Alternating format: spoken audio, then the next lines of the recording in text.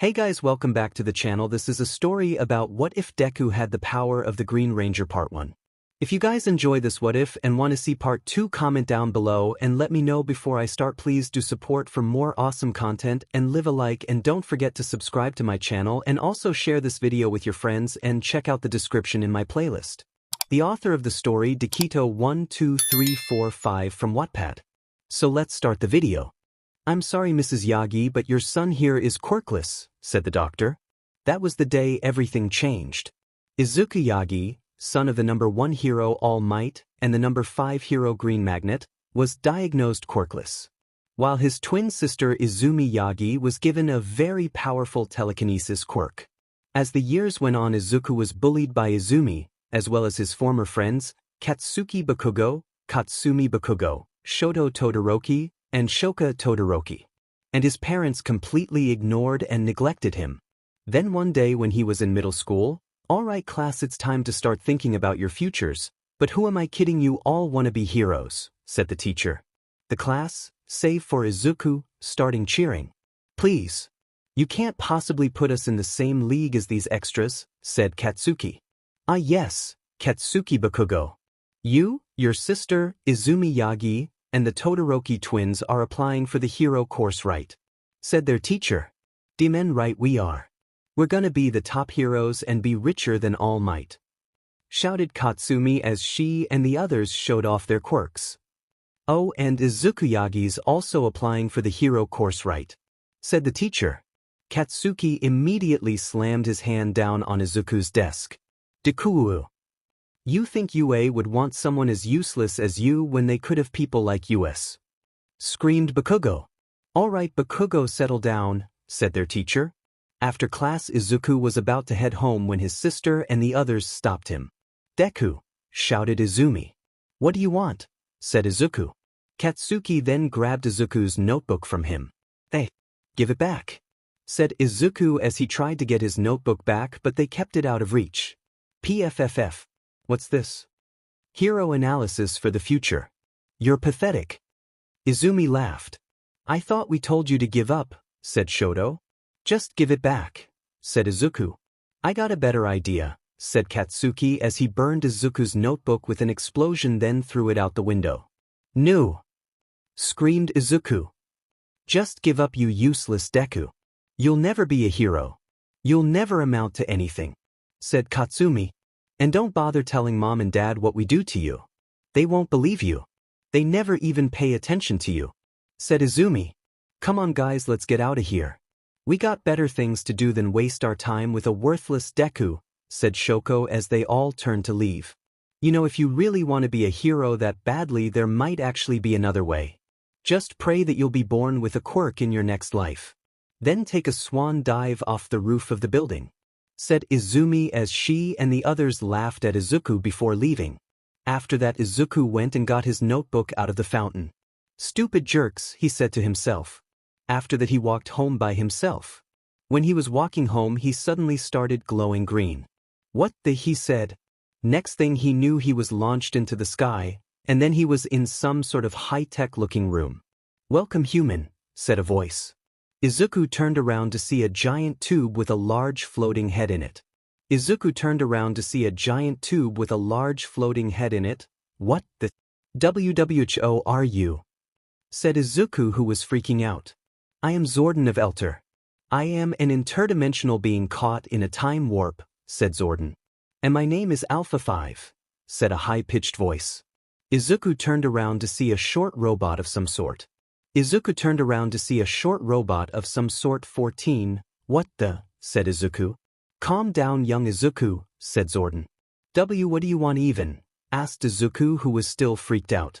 "We want you to become one of us," said another voice. Izuku turned around to see 5 people step out of the shadows. Who are you people?" asked Izuku. Who are you people?" asked Izuku. "My name is Tommy Oliver," said the man with the beard. "I'm his wife, Kimberly Oliver," said the woman. "My name is Billy Cranston," said the man with the glasses and blue turtleneck. "My name's Zach Taylor," said the black man. Not trying to be racist, "and my name is Jason Scott," said the man in the red shirt. What do you people want from me? Said Izuku, who was still freaking out. You probably don't recognize us without our costumes on. Let us show you, said Tommy. It's morphing time, said Jason. Suddenly, they all pulled out strange devices of some sort that had what looked like coins of some sort inside of them. Mastodon, shouted Zack. Pterodactyl, shouted Kimberly. Triceratops, shouted Billy. Tyrannosaurus, shouted Jason. Dragon's-ity, shouted Tommy. Next thing Izuku knew, they were all wearing colorful costumes and had cool helmets.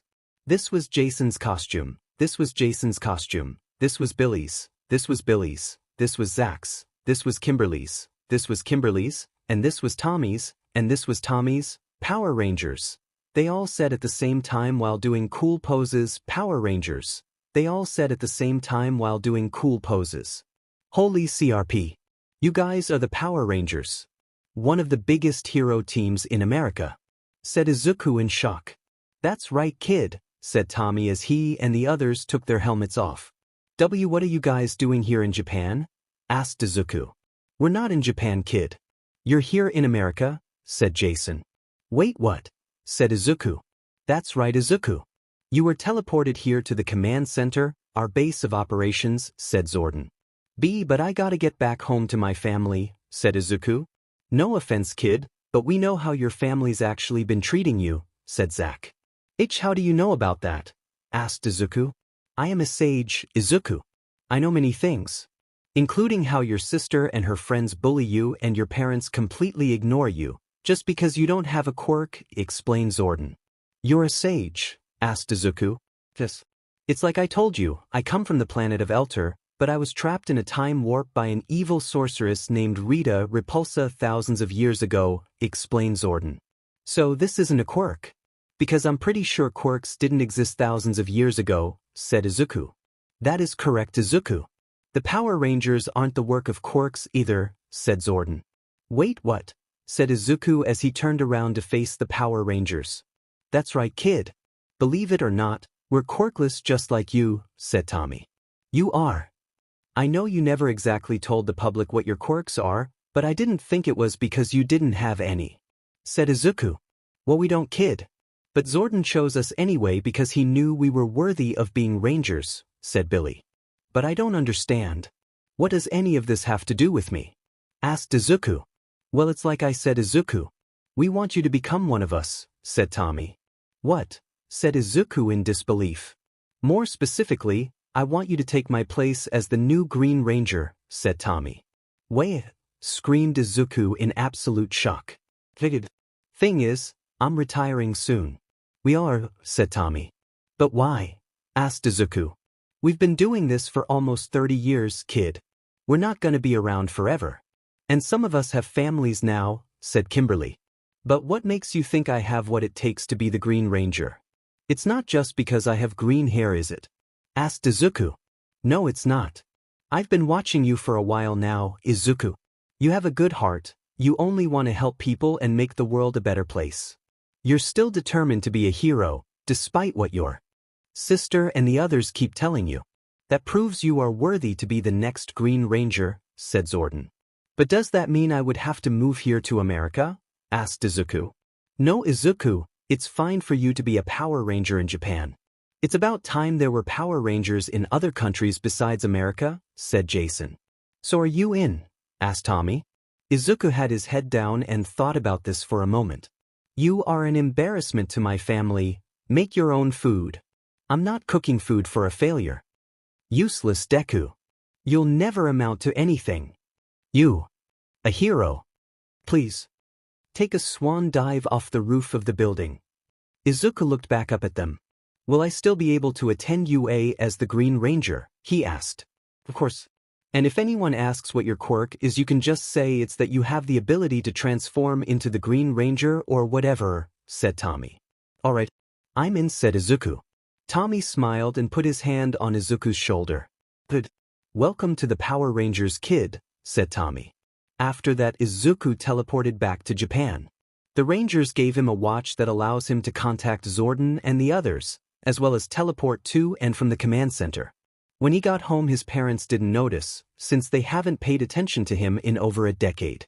He went upstairs to his room to do more research on the Power Rangers. He knew there were other Power Rangers teams in America, so he decided to learn more about them. After a bit of research, he decided to go downstairs to the kitchen to get something to eat, but then he heard talking in the living room. He peeked in to see his dad talking to Izumi, Ketsuki, Katsumi, Shoto, and Shoka. "All right, now I've called the 5 of you here for a reason," said All Might. "Well, what is it, Dad?" asked Izumi. "Well, you see, my quirk wasn't always mine. It's called One for All. It was given to me by your grandma Nana, Izumi. But I'd like to split it and give it to you 5, since you already all have incredibly powerful quirks," said All Might. "But Dad, why not give it to Izuku? He doesn't have a quirk, why not give him one?" asked Izumi. "That quirkless brat. Please. We're already planning to disown him once he turns 18", said All Might. Izuku gritted his teeth and went back up to his room. "That son of a bitch," he said in his head. The next day Izuku teleported to the command center in America. When he got there, Tommy and the others were already there waiting for him. "All right, Izuku, we're gonna be going to the town near here. It's called Angel Grove," said Tommy. "All right. Are we gonna train there or something?" asked Izuku. "Yep. Come on, let's go," said Tommy. When they got there, they entered a place called the Angel Grove Youth Center. When they got inside, Izuku saw tons of people doing karate, yoga, and all sorts of exercises. "Wow. This place will be great for training," said Izuku. "That's right. This is where me and the other Rangers would train all the time when we were your age," said Tommy. "Really?" asked Izuku. "Yep. Now let's get to work," said Tommy. After that, Tommy had Izuku do some exercises, and then he taught Izuku a few karate moves. After that, they sat at the juice bar to get some drinks to refresh themselves. "So I've been meaning to ask you, what's the deal with all the other Power Rangers teams in America?" asked Izuku. "What do you mean?" asked Tommy. "Well, there are other Power Rangers teams out there in America. There's the Time Force Rangers in that town Silver Hills, there's the Lightspeed Rescue Rangers in that town Mariner Bay, there's the Dino Thunder Rangers in that town Reefside, there's the Beast Morpher Rangers in that town Coral Harbor, there's the Mystic Force Rangers, the Ninja Storm Rangers, the Wild Force Rangers, the Samurai Rangers, the Megaforce Rangers, the Operation Overdrive Rangers, the Jungle Fury Rangers, the Ninja Steel Rangers, and there was also the Zeo Rangers, the Turbo Rangers, and the Space Rangers who were also here in Angel Grove. What's the deal with all of them?" asked Izuku. "Some of those teams were created by Zordon, some were created by some other mythical origin, and some were formed by normal humans who also managed to harness the power of the morphing grid," explained Tommy. "The morphing grid?" asked Izuku. "The morphing grid is this multiversal energy field for all Power Rangers that allows them to morph through and turn into Power Rangers," Tommy explained. "Multiversal? You mean there's a multiverse?" said Izuku in disbelief. "That's right, it's how we all morph. It's how I'm able to morph into all the Rangers I've been," said Tommy. "All the Rangers you've been? You mean you weren't just the Green Ranger?" asked Izuku. "That's right. Believe it or not, I wasn't just the Mighty Morphin Green Ranger, I was also the Mighty Morphin White Ranger, then for a short period of time I was the White Ninjetti Ranger, then I was the Red Zeo Ranger, then the first Red Turbo Ranger, and later on I was the Black Dino Thunder Ranger," said Tommy. Izuku's eyes widened. "Really?" he said. "Yeah. There was once a time when I lost my Green Ranger powers, but then Zordon gave me the powers of the White Ranger. Later on me, Kimberly, Billy, and the 3 other Mighty Morphing Power Rangers at that time lost our powers, so we went to see someone named Ninja, and he gave us the powers of the Ninjetti Rangers, but we got our normal Ranger powers back not long afterwards. Later on, when the Machine Empire came, me and 4 new teenagers became the Power Rangers Zeo. I was the Red Ranger of that team. Then for a brief period of time I was the Red Turbo Ranger when we were fighting an evil space pirate named 𝗕𝗏𝗍𝗏. And years later I was mentoring the Dino Thunder Rangers, and then I became one myself when I was given access to the Black Dino Gem," explained Tommy. "Can you still turn into those Rangers?" asked Izuku. "I sure can. With this," said Tommy as he pulled out a special morpher of some sort. "With this," said Tommy as he pulled out a special morpher of some sort. What's that? Asked Izuku. It's called 𝗵𝗃𝗃. It allows me to morph into any ranger I've been before, minus the Ninjetti Ranger since that doesn't really count as one.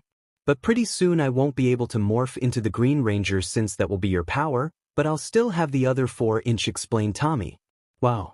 Does that mean you could? And then Izuku went on one of his mumbling charades. Izuku, are you okay? Asked Tommy in concern. What? Oh, sorry, it's a habit I have, said Izuku. Oh yeah. Zordon said you have a mumbling habit, said Tommy. Hey, will I ever get a 𝗵𝗃𝗃 morpher? Asked Izuku. Maybe when you're older, and if you ever become more than just the Green Ranger, said Tommy as he put his 𝗵𝗃𝗃 morpher away. Hey, how did you become a Power Ranger in the first place? If you don't mind me asking, said Izuku. Well, it all started right here at the youth center actually, almost 30 years ago. They were having a martial arts tournament right over there, said Tommy, pointing to a mat where 2 people were sparring. As for me, I was the new kid in town. I had just moved to Angel Grove. I wasn't much older than you are right now, Izuku. I was up against Jason in the final match. It ended up being a tie. But little did I know, 𝗵𝗃𝗃𝗃 was watching the fight from her moon palace with this telescope she had that let her see anywhere on Earth. She saw how I was able to almost beat Jason, so she thought I'd be perfect to become her evil Green Ranger, said Tommy. Izuku's eyes widened. Wait. I remember when you made your debut you were actually against the Power Rangers. But they told the public that you were under the control of a villain, said Izuku. That's right, the villain was 𝗵𝗃𝗃𝗃. The next day was when I first talked to Kimberly. I was at school and I saw these 2 punks named Bulk and Skull hitting on her, but she wasn't interested, so I scared them both off with some karate moves. After that, Kimberly asked me if she wanted to hang out with her and a few others here at the youth center after school. I said sure. After school I was gonna go meet them here, but when I decided to take a shortcut through an alleyway I was ambushed by putties, said Tommy. Oh yeah. Putties are the henchmen you and the Mighty Morphin Power Rangers fought, right? Asked Izuku. Yep. I managed to take the putties down, but then Rita put me under her spell and turned me into her evil Green Ranger. After that I did a lot of things I'm still not proud of, even to this day. I attacked the Rangers, nearly destroyed Zordon and Alpha, and I was jerky to Kimberly when she asked me why I didn't show up to the youth center, said Tommy with his head down. It wasn't your fault, Tommy. You weren't in control, said Izuku. I know, but still. Anyways, eventually the Rangers managed to free me from Rita's spell and I joined them, since I still had my Green Ranger powers. And then you know what happened from there. We eventually went our own separate ways and other Power Ranger teams started popping up all over the country. But eventually me and most of the original Mighty Morphin Power Rangers got back together, he said. What about the Mighty Morphin Yellow Ranger? She's not with you guys anymore, said Izuku. Tommy sighed. Oh yeah, Trini. She's dead. She died in a car accident a long time ago. We've been looking for a replacement for her for a while now, said Tommy. I'm so sorry, said Izuku. It's fine. We all took her death pretty hard though. Especially Billy, since he and Trini were married, said Tommy. Oh, they were, said Izuku. Yeah. They even had a daughter, named Sasha Quancranston. She's about the same age as you. Zordon's considering choosing her to be the new Yellow Ranger, but Billy's not comfortable with it. Sasha's all he has left and he doesn't want to lose her, said Tommy. I can understand why. He's just trying to be protective of his daughter, said Izuku. Me and Kimberly also have a kid. We have a son. His name's James Oliver. He's also about the same age as you. Me and Kimberly are training him to be the new White Ranger, said Tommy. That's great. I'm sure he'll be a great ranger, said Izuku. Thanks, Izuku. Now what do you say we get back to training? Said Tommy. Yeah, said Izuku. For the next 10 months Izuku trained hard. Tommy and the other rangers taught him karate and many other things. Meanwhile, All Might had Izumi and the others clean up 𝗕𝗏𝗏 Beach. Then, with less than 1 month away until the entrance exams, Izuku was back at the command center. He stood in front of Zordon, the other rangers and Alpha standing there behind him. You have done well in your training, young Izuku. You are now ready to receive the powers of the Green Ranger, said Zordon. Thank you, Zordon, said Izuku. Here is your morpher, said Zordon. Suddenly, Izuku felt something on his belt. He looked down to see that he now had a Power Ranger morpher attached to it. He took it off to look at it. "Wow," he said. Tommy then stepped forward and gave Izuku his Green Ranger power coin. "Here you go, Izuku. It's yours now," said Tommy. Izuku inserted the power coin into the morpher. "Go for it," said Tommy with a smirk on his face. Izuku took a deep breath. "It's morphing time," he shouted. "Dragon Z!" shouted Izuku while raising his morpher. There was a flash of green light. When Izuku opened his eyes, he realized he was wearing the Green Ranger costume. "Oh my god! This is amazing! I've never felt anything like this," said Izuku in excitement. "Diamond right. You're now the Green Ranger. Make us proud, kid," said Tommy. "Congratulations, Izuku. You now have the powers of the Green Ranger. Use it well," said Zordon. "I will, Zordon," said Izuku. "And may the power protect you always," said Zordon. Izuku had just gotten his Green Ranger powers, and he was ready to learn how to use them. He was currently with Tommy in the forest. "Alright, Izuku, we're here 'cause you're gonna learn how to use your Green Ranger abilities. So morph up," said Tommy. Izuku took out his morpher. "It's morphing time," he shouted. "Dragon Z!" shouted Izuku. "Okay, now what?" asked Izuku, who was now the Green Ranger. "Well, now we're gonna fight," said Tommy with a smirk on his face. "Wait, what?" said Izuku. "That's right. You need to be ready for anything, including fighting someone just as powerful as yourself," said Tommy as he pulled out his 𝗵𝗃 morpher. "Tiger Zudi!" he shouted. He was then the Mighty Morphin White Ranger. Whoa, said Izuku in disbelief. Tommy then charged at Izuku and swung at him with 𝗧𝗵𝗲, but Izuku pulled out the dragon dagger and blocked it. Izuku shoved Tommy off with his dagger, then swung at him with it, but Tommy just blocked it with 𝗧𝗵𝗲. Izuku did a karate kick in the air, but Tommy ducked under it, then kicked Izuku a few feet back. Tommy then fired a few blasts of energy at Izuku with 𝗧𝗵𝗲. But then, in a split-second reaction, Izuku blew into the dragon dagger through his helmet and played it like a flute, although it sounded like a horn, and a force field appeared in front of him, shielding him from the blasts. Impressive! You knew to go right for the dragon dagger and use it to increase the protection of your chest piece, said Tommy. Yeah. I've done my research on almost every pro hero, including you and the other Rangers.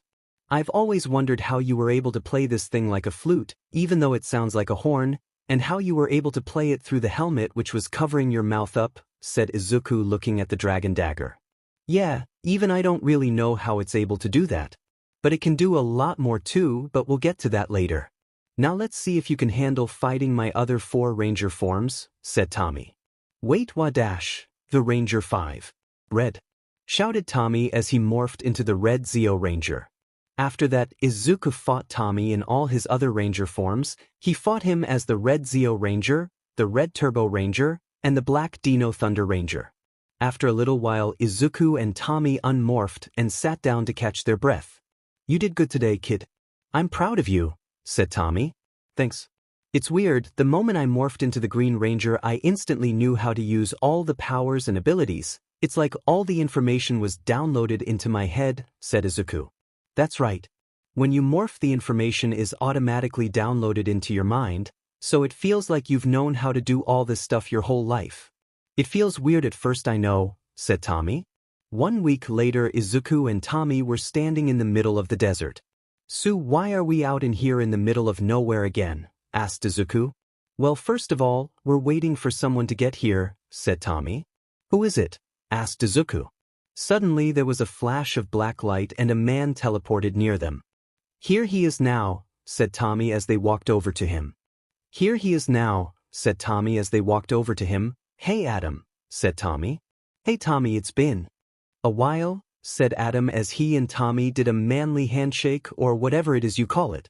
Who's this? Asked Izuku.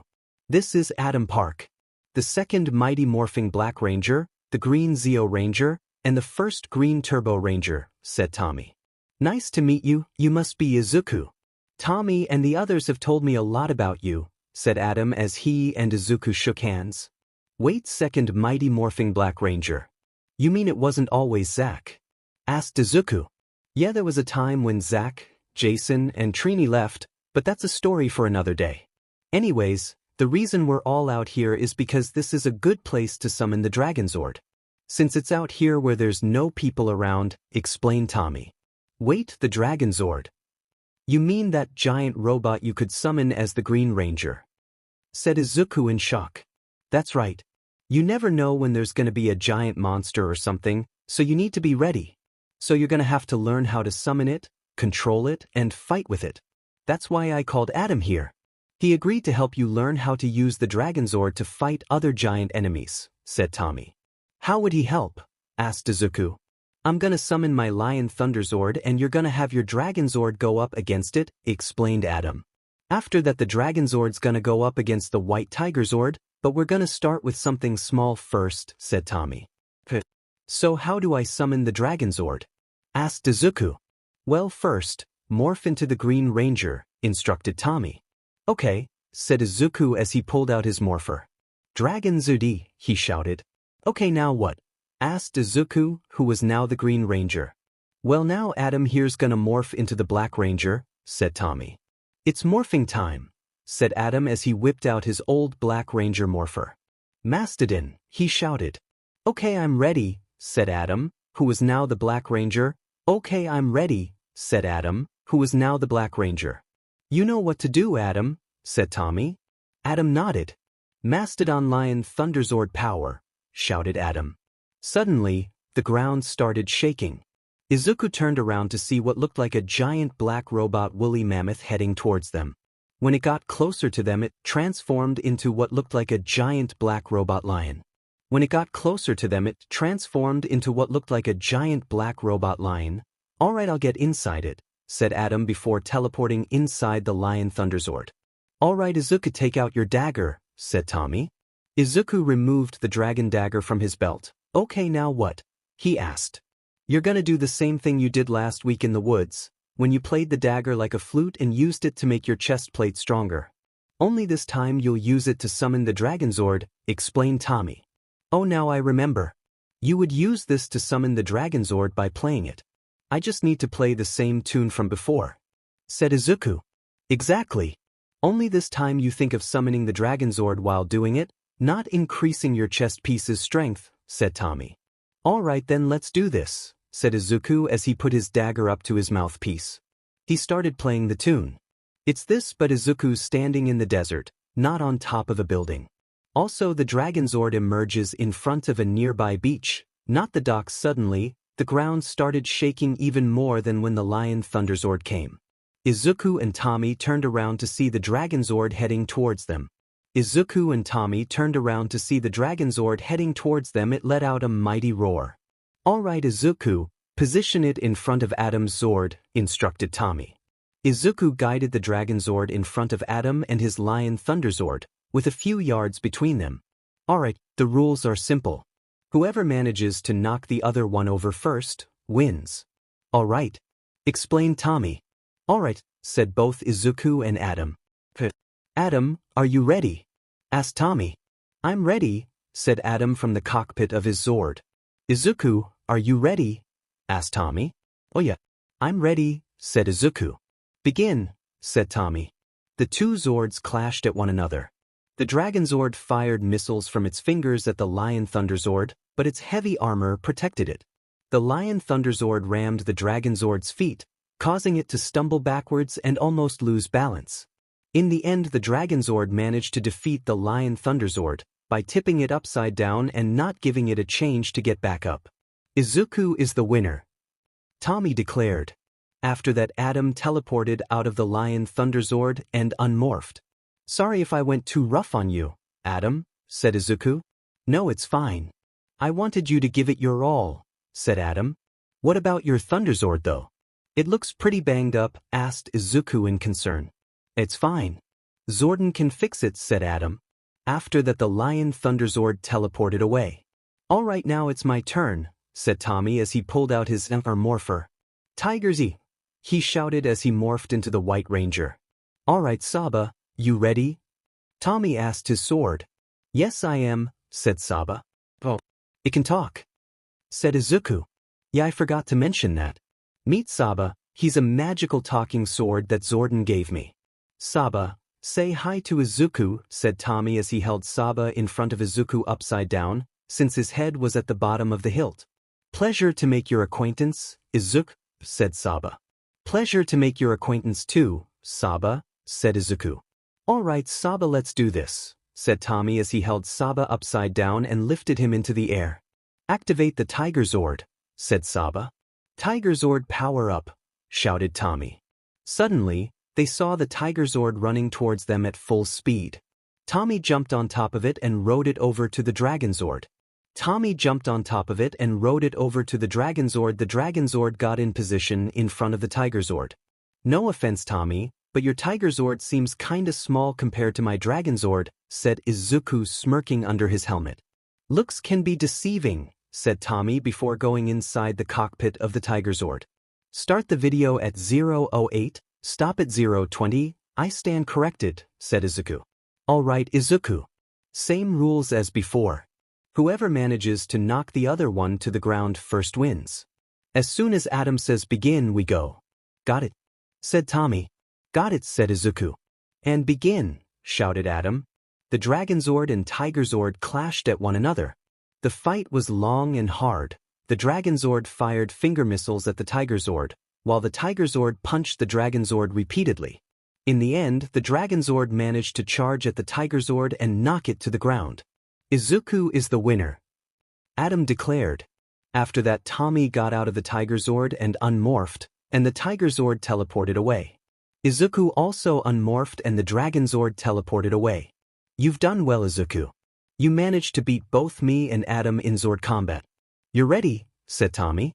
Thank you, Tommy, said Izuku. 1 week later, Izuku stood in front of UA, ready to take the entrance exam. 1 hour earlier, Izuku was back at the command center in front of 𝗲𝗏. All right, Izuku. Today is the day of the entrance exam at UA. The principal there already knows that you're a Power Ranger, just so you know, said 𝗲𝗏. Wait, what? Said Izuku. Do not be alarmed. The principal there has known about the Rangers for some time. Me and him are old friends, and he has promised not to tell anyone about your Ranger origins. He also said one other thing, said 𝗲𝗏. Well, what is it? Asked Izuku. Back to the present. This is it. All my trainings lead to this, said Izuku in his head. He took 1 step forward, then tripped on his shoelaces. Or I can just die, said Izuku in his head. He braced himself to hit the ground, but after a second he didn't feel anything. He opened his eyes to see he was floating. He turned his head to see a cute girl with short brown hair, brown eyes, a round face, and blush marks on her cheeks, standing there next to him with her hand on him. Sorry for using my quirk without asking. But it would be bad luck to fall on the first day, said the girl as she put her fingers together, and Izuku was back on his feet. Izuku was a blushing, stuttering mess. I'm Ochako Uraraka. Nice to meet you, said Ochako. Izuku was still a stuttering mess. Anyways, bye, said Ochako as she walked away and entered the building. Oh my god, a girl talked to me, said Izuku in his head. After that he went inside the building. He then went to the presentation, which was presented by Present Mike. After that, Izuku and the others stood in front of the entrance to Training Ground A. He saw Ochako in the front and was about to go thank her for stopping him from falling, when the dude with glasses who interrupted the presentation earlier stopped him. What are you doing? Are you trying to sabotage her? Said the dude with the glasses. Izuku was pissed off by this. No, calm down. I was just gonna begin. Screamed Present Mike from the speaker. 𝗓𝗏𝗧𝗏, shouted Izuku as he morphed into the Green Ranger. What the? Screamed the dude with glasses. Izuku rushed in first to the training grounds. When he entered, he was greeted by multiple robots, but he made short work of them. He still left a few for the others though. Meanwhile, Nizu, Toshinori, Inko, and all of the other teachers watched the teenagers trash the robots. Izumi and the Todoroki twins had gotten in on recommendation, so they were doing those tests instead. The Bakugo twins were in Training Ground B. Inko and Toshinori smirked as they watched Izumi, the Todoroki twins, and the Bakugo twins ace their tests with 1 for all. But then they noticed a person in a green outfit and helmet, destroying multiple robots with a dagger. Wait, isn't that Green Ranger guy from America? Asked All Might. Not necessarily. He's the new one. The original Mighty Morphin Power Rangers are retiring soon, and he's the one who's taking the original Green Ranger's place, explained 𝗎𝗎. Shouldn't he be in America then? Asked 𝗕𝗂𝘁. No. He's from here in Japan. He's hoping to become the first Japan-based ranger, explained 𝗎𝗎. Well, who is he? Asked 𝗕𝗁𝗎. You really don't know, do you? Said 𝗎𝗎. No, what? Asked 𝗕𝗂𝘁. Never mind. Let's just bring out the zero-pointer, said 𝗎𝗎 as he pressed a button. Back with Izuku had just finished trashing multiple robots with his dragon dagger when suddenly he felt the ground shaking. Next thing he knew, there was a giant robot rampaging through the fake city. The others were running away, and Izuku was about to too when he heard someone calling for help. It was Ochako. She was trapped underneath some rubble and the zero-pointer was about to step on her. It's that nice girl from earlier. She's in trouble, said Izuku in his head as he realized what he needed to do. He pulled out the dragon dagger and put it up to his mouthpiece. Good thing I already got permission to do this, said Izuku in his head. 1.5 hours earlier. Well, what is it? Asked Izuku. He gave you permission to summon the Dragon Zord, but only in case of an emergency, said Zordon. Back to the present, Izuku played the tune and the Dragon Zord came crashing through one of the buildings. Holy CRP, there's another robot too, screamed one of the teens. How are we supposed to defeat that thing? Screamed another teen. They never said anything about a dinosaur robot, screamed the dude with glasses. Relax. That thing's mine, said Izuku. What? You can't do that, screamed the dude with glasses. Yes, I can, I got permission. Now shut up while I save this girl, said Izuku. The Dragon Zord attacked the zero-pointer. It charged at the zero-pointer and knocked it away from Ochako. It then swung its mechanical tail at the zero-pointer and fired multiple finger missiles at it, destroying it and blowing it to pieces. After that, Izuku ran up to Ochako and lifted the rubble and pulled her out from under. He then carried her bridal style back to the others. The alarms then blared, signaling that the exam was over. Is your foot okay? Asked Izuku. It hurts a little, but I'll be fine, said Ochako. I got this, said a short old lady dressed as a doctor superhero walking over to them. She kissed Ochako's leg and it was all better. Ochako looked back up at Izuku. Who are you? She asked. Izuku took off his helmet. I'm the Green Ranger, said Izuku. Whoa, the Green Ranger, said one of the teens. What's he doing here in Japan? Said another teen. The Green Ranger's been around for like 30 years. This guy's the same age as us, said another teen. No, I'm the new Green Ranger, said Izuku. And you can summon that giant robot Godzilla just like that, said one of the teens. Well, first off, it's called the Dragon Zord. And second, yes, I can. Wave to the people, Dragon Zord, shouted Izuku to his giant robot. The Dragon Zord waved at the people down below. You can't just have that thing here, said the dude with glasses. Yes, I can. Like I said, I got permission from the principal to bring it in, but only in case of emergencies. This girl's life was in danger and no one seemed to be doing anything to help her, so I thought that counted as an emergency, explained Izuku. Well, can you get rid of it now that the exam is over? Asked the dude with glasses. Sure, said Izuku. The Dragon Zord then teleported away. What the? Said all the teens.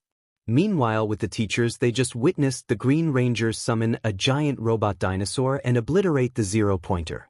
What? He can't do that, said 𝗕𝗁𝗎𝗓. Yes, he can. I gave him permission too, said 𝗎𝗎. They then saw the Green Ranger rush over to a brunette girl who was trapped underneath some rubble. He lifted the rubble up and carried her back to the others. Then they saw the Green Ranger take off his helmet. 𝗕𝗂𝘁's and 𝗕𝗁𝗎𝗓's eyes widened. Izuku, they both said in shock. You really didn't know? Asked 𝗎𝗎. No. Why would we pay any attention to someone who's quirkless? Sneered 𝗕𝗁𝗎𝗓. You ignore your own child just 'cause he doesn't have a quirk, said Aizawa in disgust. Yeah. So what? Asked 𝗕𝗂𝘁. We'll talk about this later, said 𝗎𝗎, glaring at them both. After the exam, Izuku was about to leave when Ochako ran up behind him. Hey, thanks again for saving me, she said. No problem. Just doing my job, said Izuku. Hey, can I walk home with you? Asked 𝗬𝗧𝗏. Sure, said Izuku. After that they walked home together. Hey, I never got your name, said 𝗬𝗧𝗏. It's Izuku, said Izuku. Izuku who? Asked 𝗬𝗧𝗏. Just Izuku, said Izuku as he avoided eye contact with her. After that they got to the subway station. Well, here's my train. Hope we end up in the same class together, Izuku, said 𝗬𝗧𝗏. Me too. See ya around, Uraraka, said Izuku. After that 𝗬𝗧𝗏 got on the subway heading to her home, and Izuku got on the subway heading to his. When Izuku got home he was greeted by his parents. How the hell did you become a Power Ranger? Demanded Toshinori. And why haven't you told? Demanded Inko. Oh, so now you care about what I do. You haven't paid attention to me in over a decade. And now that I have powers you're suddenly interested. Go F yourselves, said Izuku before going up to his room. A few weeks later Izuku was in his room on his computer, doing more research on Power Rangers. Izumi. Izuku. Your letters from UA are here. Shouted All Might from downstairs. Izuku and Izumi went downstairs to get their letters. Izuku got his letter and went back up to his room. He opened it up and got a holodisc. He turned it on and it showed a holographic screen and it showed a large mouse/bear creature thing in a suit. Hello Mr. Yagi, I'm Principal Nizu. I'm the principal here at UA High. I'm here to tell you that you have gotten the highest score in the entrance exam. You destroyed multiple robots and even earned some rescue points from saving that girl from the 0-pointer. So congratulations Mr. Yagi, you're an official student here, said Nizu before the video stopped. Izuku was crying. Not tears of sadness, but tears of joy. He was finally one step closer to becoming a hero. The next day Izuku teleported to the command center, where he was greeted by Tommy and the others. Guys, I got into UA, said Izuku. That's great. We knew you could do it, said Jason. I'm proud of you Izuku. You've proven that you're capable of handling the power of the Green Ranger, said Tommy. We saw what happened at the entrance exam from the viewing globe. We can't believe you actually had to summon the Dragonzord, said Kimberly. Ay. Who would have thought that UA would bring out a robot as big as the Dragonzord, said Alpha. Principal Nizu has a very twisted mind. He likes to cause chaos, but he only has the best intentions for his students, said Zordon. Well anyways, I gotta get to UA soon. Today's my first day and all. Bye guys, said Izuku. Bye Izuku, said everyone. After that Izuku teleported near UA. He entered the building and made his way to the 1A classroom. He stood in front of the door. Oh, that's one big door, said Izuku in his head. As soon as he opened it he saw Katsuki and Katsumi sitting at their desks with their feet on them, and the dude glasses from the entrance exam mouthing them off. Get your feet off those desks this instant. That is extremely disrespectful to this academy, shouted the dude with glasses while doing some sick kung fu of some sort with his hands. Just my luck. I had to be put in the same class as these assholes, said Izuku in his head. The dude with glasses then saw Izuku in the doorway and ran over to him. I would like to start over. I'm 𝗕𝗫𝗍𝗍 from 𝗬𝗵𝗲 Academy, said Ida. 𝗬𝗵𝗲. So you think you're better than us, huh? Said Katsumi. Mind your own DMN business you two, said Izuku. Deku. They both screamed in shock and anger. Hey, I recognize that messy hair. Izuku, said a familiar voice from behind him. He turned around to see 𝗬𝗧𝗏 standing there. Oh, it's Uraraka. She looks good in that uniform, said Izuku in his head. Thanks again for saving me from that giant robot with your own giant robot, said 𝗬𝗧𝗏. Thanks, said Izuku while trying to hide his blush. If you're here to make friends then leave, said a voice from behind them. They turned around to see what looked like a giant caterpillar lying there on the floor. Welcome to UA's hero course, said the caterpillar before taking out an applesauce pouch and sipping it. What the hell is that thing? Said Izuku, 𝗬𝗧𝗏, and Ida in their heads in horror. Calm down, said the man as he got out of his sleeping bag and entered the classroom. After that Izuku and the others took their seats. Izumi and Shoto entered the classroom and walked over to Izuku who was sitting at his desk. Move, said Izumi. No, said Izuku. That's my desk. Move, said Izumi. I was here first sis. Go away, said Izuku. She said move, said Shoto. And I said go away, said Izuku. That's it, said Shoto as he was about to grab Izuku, but then Izuku grabbed him and slammed him into the ground. You really want to try me beach? Asked Izuku. Kid, that's enough. Let him go, said the man with the sleeping bag. Izuku let him go and Izumi helped Shoto back up and he dusted himself off. Are you okay, babe? Asked Izumi. I'm fine, said Shoto while glaring at Izuku. And I don't ship this.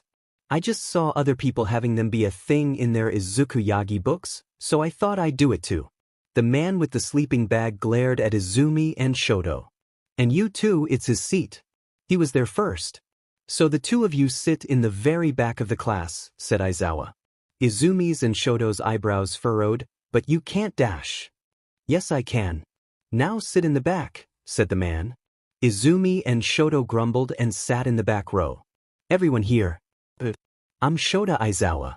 I'll be your teacher for the next 3 years, said Aizawa as he stood at the podium. Aizawa then pulled out a P uniform. All of you put these on and go to the training grounds, instructed Aizawa. After that they all changed into their PE uniforms and went outside to the training grounds, where Aizawa explained to them what they were going to be doing. A quirk apprehension test. They all screamed. Yes, said Aizawa. But what about orientation? We're gonna miss it, said Ochako. I'm the teacher, I can do whatever the hell I want. Now here's how it's gonna go. Each of you will do 8 tests. The person with the lowest score gets expelled, said Aizawa. What? They all screamed. You can't expel someone on the first day. I mean, I'm fine with Deku leaving but not anyone else, said Shoka. Yeah, if you two beach, said Izuku. Alright, let's get started, said Aizawa. After that the students did the tests. The first test was where they had to throw ball as hard as possible. Izumi, the Bakugo twins, and the Todoroki twins managed to throw them super far using OFA combined with the quirks they already had. Alright Yagi, you're up next, said Aizawa. It's just Izuku, said Izuku as he stepped forward. Like that useless Deku will be able to do anything, said Katsuki. Bakugo, shut up, said Aizawa. Izuku's pulled out his morpher. What is that? Asked Ida. It's a support equipment. It's to help with my quirk. Don't worry, I have permission to use it, said Izuku. It's true he does, said Aizawa. Don't lie to us, Deku. You don't have a quirk, said Izumi. Oh really? Said Izuku. Dragon Z! Shouted Izuku as he morphed into the Green Ranger. What the hell? Said Izumi, the Bakugo twins, and the Todoroki twins. Izuku threw the ball with tremendous strength. After that the class did the rest of the tests. Izuku did pretty well on them, since he's already done exercises like this. At the end Aizawa showed them their scores. Izuku had one of the highest scores, while the person with the lowest score was Minoru Mineta. Sorry Mineta. Pack your things and leave, said Aizawa. Wait, you were serious about expelling someone? Said Momo. No. I didn't get to touch any of the girls' bub yet. Screamed Mineta. Get out of here, you pervert, said Izuku. At the end of the day they all went home. Izuku was about to leave when Ida placed his hand on Izuku's shoulder. Mind if I walk home with you? He asked. Sure, I guess, said Izuku. Hey, can I come too? Asked Ochako. Sure, why not, said Izuku. After that the three of them walked home together. They were about to reach the train station when suddenly they were ambushed by Izumi, the Todoroki twins, and the Bakugo twins. What do you assholes want? Said Izuku. You think you can just march into UA and act like you're worth something? We're here to put you in your place, said Katsuki, creating one for all powered explosions in his hands. That is a violation of the law, said Ida, doing his normal hand gestures. Shut up, Four Eyes. You and Round Face stay out of this, said Katsumi. You don't want to do this, said Izuku. Oh. And why is that? Asked Izumi. Because then we'll have to arrest you kids, said a voice from behind them. Izumi, Katsuki, Katsumi, Shoto, and Shoka all turned around to see Jason as the Red Ranger, Billy as the Blue Ranger, Zack as the Black Ranger, Kimberly as the Pink Ranger, and Tommy as the White Ranger. Who the F are you assholes supposed to be? Said Shoto. We're the Mighty Morphin Power Rangers, kid. And you better leave our new Green Ranger alone before we kick your asses. said Jason. Izumi turned back to Izuku. Since when are you a Power Ranger, Deku? Aren't they from America? She said. I'm the first one to be based here in Japan, said Izuku. And you kids better leave him alone, or we'll arrest you all for using your quirks without a license, said Tommy. Oh yeah. How about you lot F off before we blow you to bits, said Katsumi as she and Katsuki created explosions from their hands. Oh, so you can create explosions, huh? Well, so can we, said Kimberly as she and the other Rangers all did cool poses, causing an explosion to appear behind them. Oh yeah, I forgot they could do that, said Izuku. You assholes think you can tell us what to do. Eat this, screamed Katsuki as he was about to fire an explosion at the Rangers, but Tommy stopped him by grabbing his wrist and twisting it. Let go of me, screamed Katsuki. Make me, said Tommy. Tommy let him go. He's not worth it, said Izuku.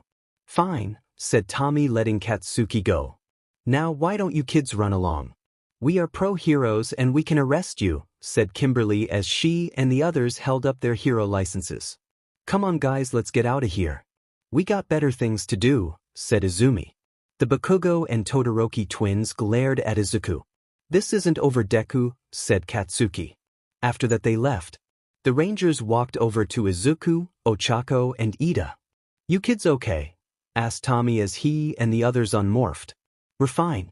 What are you guys doing here though? Asked Izuku. We were on our way to go visit you and we saw those assholes about to attack you and your friends. So we decided to intervene, said Tommy. Well, thanks for the help. That could have gotten ugly if you didn't show up, and not for us, said Izuku. Izuku, who are these people? Asked Ida. This is Tommy Oliver. He's my mentor, and the original Green Ranger and White Ranger. This woman is his wife Kimberly Oliver, she's the original Pink Ranger. This is Jason Scott, he's the original Red Ranger. This is Zach Taylor, he's the original Black Ranger. And this is Billy Cranston, he's the original Blue Ranger, said Izuku. Nice to meet you kids. You must be Izuku's friends, said Tommy. We are.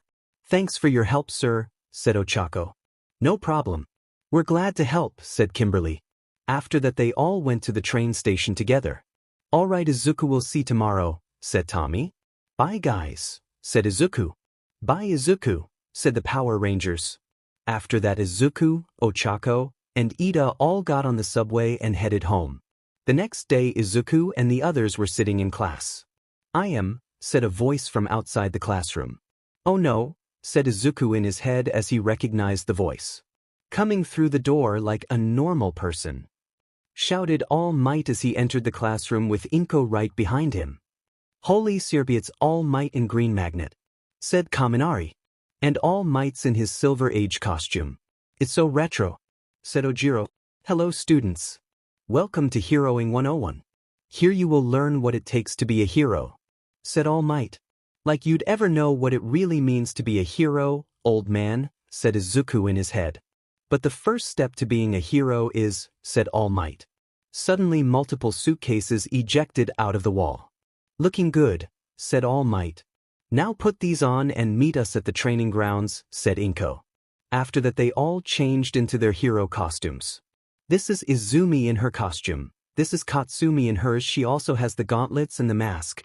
10 This is Katsumi in hers, she also has the gauntlets and the mask. And this is Shoka in hers, she doesn't have the burn on her face though. And this is Shoka in hers, she doesn't have the burn on her face though. And this is Shoka in hers, she doesn't have the burn on her face though. 12 The rest of the students' costumes were the same as in the show.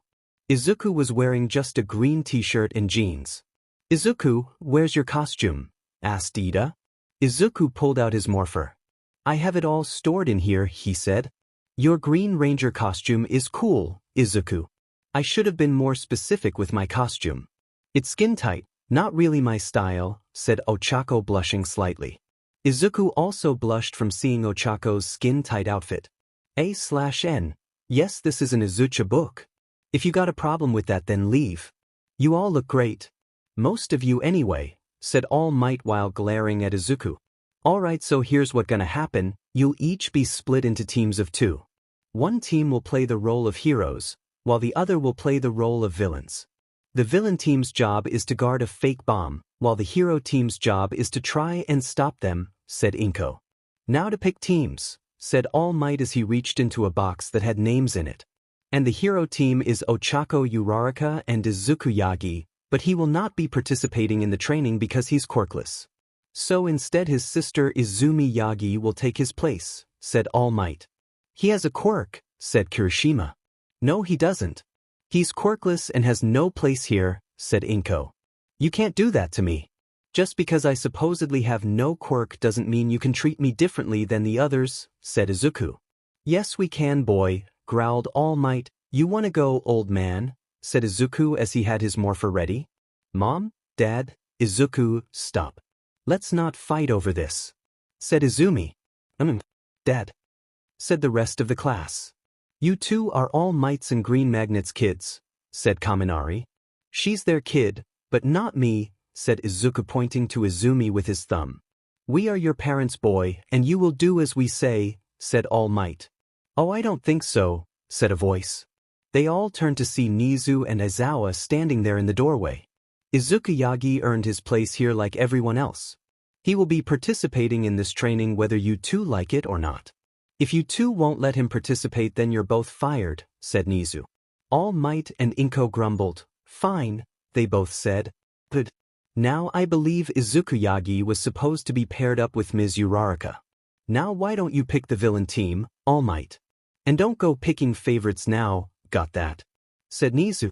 All Might reached into the box. The villain team is Katsuki Bakugo and Tenya Ida, said All Might. After that Izuku and Ochako stood outside the building. Kaken's gonna come for us first. That's what he does, said Izuku. Oh you mean like yesterday when he, his sister, your sister, and the Todoroki twins were gonna attack us, said Ochako. Yeah pretty much, said Izuku. Alright, begin, shouted All Might from the speaker. Izuku and Ochako entered the building. Careful. There are a lot of blind spots, said Izuku. Izuku looked around the corner, but as soon as he did Katsuki came around and fired an explosion at them, but Izuku tackled Ochako, moving her out of the way. The two blushed when they realized what position they were in. But they quickly got back up. It's morphin time, shouted Izuku as he whipped out his morpher. Dragon Z, shouted Izuku as he morphed into the Green Ranger. /N play the song at the top of the page. Izuku charged at Katsuki. He punched him in the face, then kicked him in the stomach, launching him into a wall. I'll kill you Deku, screamed Bakugo. I'm not Deku anymore. I'm the Green Ranger. And I'm here to take you down, shouted Izuku. Bakugo charged at Izuku, but Izuku just grabbed him by the face and slammed him into the ground. Uraraka get to the bomb. I'll hold him off, shouted Izuku. On it, said Ochako as she headed upstairs. Katsuki then got back up and tried punching Izuku, but Izuku kicked his butt with his karate skills. Katsuki then aimed his gauntlet at Izuku. All loaded up, said Katsuki with a psychotic smirk on his face. What do you mean? Asked Izuku. Well since you're such a stalker fanboy you should know that my quirk allows me to secrete nitroglycerin-like sweat from my palms and create explosions, said Katsuki. I know. That's Katsumi's quirk too, said Izuku. Well these gauntlets aren't just for show. Once they have enough sweat stored up in them they can create one massive explosion, said Bakugo as he got ready to pull the pin out. Meanwhile in the control room, a blast that big could kill Izuku, said Izumi. Everyone started panicking, minus for All Might, 𝗵𝗃𝗁, Katsumi, and the Todoroki twins. Izumi ran over to the controls. Katsuki stop. You'll kill him, she shouted into the speaker. But then All Might pulled her away. What are you doing? He whispered. He's gonna kill Izuku, whispered Izumi. So what? He'll be doing the world a favor, whispered All Might. Back with Izuku and Katsuki. Katsuki pulled the pin out of the gauntlet, and the explosion was fired at Izuku. But right before the explosion hit him, he pulled out his dagger and started playing a tune. When the explosion hit Izuku the tune was still playing. Bakugo was confused by this. But when the smoke cleared he saw Izuku still standing there, completely unscathed. He was still playing the tune, and his chest piece seemed to be glowing. What the? Screamed Katsuki. Back in the control room, How the hell did he even? Said Katsumi. Damn it. That quirkless BSTRD lives. Said All Might and Inko in their heads, while Izumi was relieved. Back with Izuku and Katsuki, 𝗬𝗓𝗧𝗪𝗧. Screamed Katsuki as he started firing multiple explosions at Izuku, but his chest piece shielded him from them. He approached Katsuki while playing the tune as Katsuki continued firing explosions at him and started backing away. Soon Katsuki was backed against a wall. Eat this. He screamed as he tried to punch Izuku with OFA, but Izuku stopped his fist and started twisting it. Just like yesterday. Screamed Katsuki. Izuku then headbutted Katsuki, knocking him out unconscious. After that he headed upstairs to see Ochako fighting Ida. You will never stop me, heroes. 𝗵𝗲𝗶𝗍𝗧. Laughed Ida maniacally. He's really doing this? Asked Izuku. He's really doing this, said Ochako. Ida was about to kick Izuku, but Izuku grabbed his leg and threw him into a pillar, knocking him out unconscious as well. "Ah man, I wanted to take him down," said Ochako. "How about I let you do the honors?" said Izuku pointing to the bomb. "Sure thing," said Ochako as she walked over to the bomb and touched it. The horn then went off, signaling that the fight was over. "The hero team wins," shouted All Might into the speaker. After that Izuku unmorphed and they headed back to the control room. Ochako made Ida weightless and they brought him with them, but they left Katsuki in there for All Might to go get. Katsuki came in the room with a broken nose. "You okay, bro?" asked Katsumi. "Doimda." Katsuki tried to say. "All right, students, who here did the best during training?" asked Inko pointing to Izuku, Ochako, Katsuki, and Ida who had woken up by then. Momo raised her hand. "Yes. You?" said Inko. "I believe that would be Izuku-Yagi. He made sure the damage wasn't too extensive, and his quick thinking helped him and 𝗬𝗧𝗪𝗏 win the match," said Momo. "That is, unfortunately, correct," said Inko. After that everyone else did their training. Izumi, Katsumi, and the Todoroki twins won their matches easily, while Katsuki was still pissed that he didn't win against Izuku. After that the school day was over and they all went home. Izuku approached Tommy's house in Reefside early one morning. He knocked on the door and was greeted by Tommy. "Hey Izuku, what brings you here so early?" asked Tommy. "Well, from my point of view it's still night time in Japan. But I just wanted to thank you for everything you and the other rangers have done for me. Yesterday I finally got to kick Kakens but in training," said Izuku. "Well, that's great. Why don't you come on in?" asked Tommy. "Sure. But I can't stay long, I've got class tomorrow in Japan," said Izuku as he entered the house. They sat at the kitchen table. "You boys want any pancakes?" asked Kimberly. "Sure," said Izuku. "That'd be great, hon," said Tommy. Kimberly placed 2 plates on the table and put some pancakes on them. Suddenly, a kid around the same age as Izuku entered the kitchen. He looked a bit like Tommy but also had a few of Kimberly's features. He had dark brown hair and brown eyes. "Morning," said the kid. "Morning, James. What do you want on your pancakes?" asked Kimberly. "I'll just have some syrup," said James. James was about to sit at the table when he noticed Izuku sitting there. "Who's this?" asked James pointing to Izuku. "This is Izuku-Yagi. He's the new Green Ranger we've been telling you about," said Tommy. "Oh sick. I'm James. I'm the guy who's gonna be the new White Ranger," said James. "I know. Your parents have told me a lot about you, James," said Izuku as he got up and shook James's hand. "All right boys, let's sit down and have breakfast. You've both got to get to school soon," said Kimberly. After that Izuku, James, Tommy, and Kimberly all sat at the table and ate breakfast. Izuku felt at home. Eating breakfast with the Olivers reminded him of what his life was like with his parents and sister before he was diagnosed quirkless. When his parents found out he was quirkless, they stopped making food for him, so he had to learn how to cook food for himself. But the pancakes Kimberly made tasted amazing. They seemed to taste as good as the pancakes his mom used to make for him. He and James discussed certain heroes and rangers, and debated who would win in a fight with who. He and Izumi used to talk about stuff like that. They also talked about who they would win against once they got their quirks. But when Izuku was declared quirkless, she would always say that he would lose against anyone, including her. Tommy told Izuku stories about the adventures he, Kimberly, and the other Rangers went on together, much like when his dad would tell him and Izumi stories about the adventures he and their mom went on together. Izuku was happy.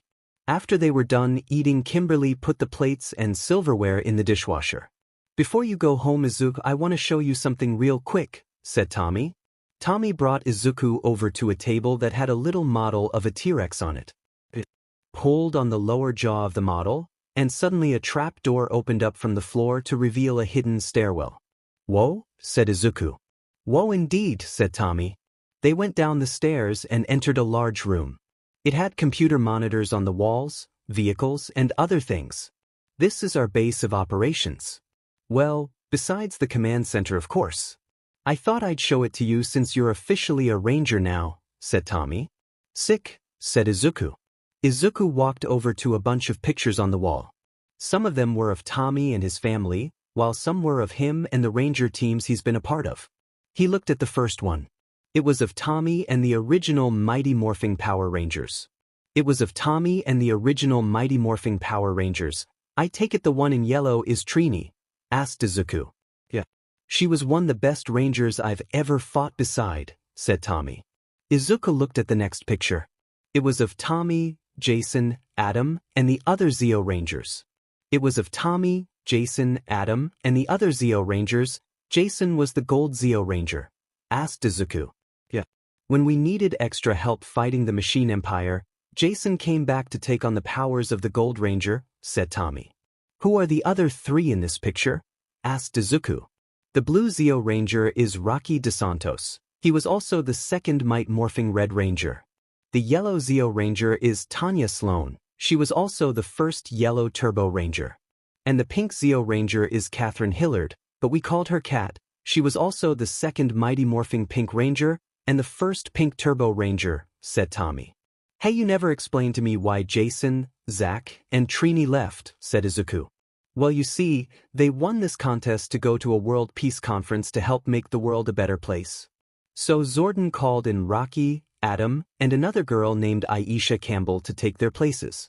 They already knew we were Power Rangers because Lord Zedd had kidnapped them once and we had to go save them, and they saw us without our helmets on, but they agreed to keep it a secret. They already had tons of training and they had good hearts. So Zordon knew that they were perfect to take Jason, Zach, and 𝗓𝗓's places," Tommy explained. "Why did Kimberly leave?" asked Izuku. "She got the chance to become a world-class gymnast. We knew she deserved to go follow her dreams. Kat was a girl who was put under mind control by Rita and sent to spy on us. She was even given the ability to turn into an actual cat. Eventually we freed her from Rita's spell, and then she was able to retrieve Kimberly's power coin when it was lost. So Kimberly knew Kat was perfect to take her place. Kimberly thought a long-distance relationship wouldn't be the best idea, so she sent me a Dear John letter," said Tommy. "I'm so sorry, Tommy," said Izuku. "It's fine. You know we got back together eventually. Otherwise James wouldn't be here. But yeah, we were apart for a while. Me and Kat actually dated during that time," said Tommy. "How did you guys become the Zeo Rangers though?" asked Izuku. "When Rita Repulsa's father, Lord Vile, came to help her and Lord Zedd, he had his son Rito Repulsa go to Angel Grove, along with Golder, and they used a device to turn back time and turn us all into kids. Me, Zordon, Alpha, and the other Rangers were the only ones whose memories weren't altered by the device. Since we were stuck as kids, we couldn't morph. So we called upon the help of the alien Rangers from the planet Aquitar. They defended Angel Grove while we tried to find a way to fix time and turn back into teenagers. Billy was able to turn himself back into a teen, but he still couldn't morph because Rito managed to destroy the power coins. Then the rest of us traveled back in time to certain moments throughout history to retrieve parts of the Zeo crystal. Aisha went back in time to Africa where she met Tanya, and she decided to stay there to help sick animals and have Tanya take her place.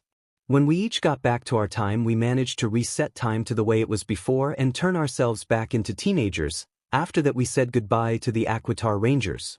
But then Rito and Golder snuck into the command center and placed a bomb inside it, blowing it to bits.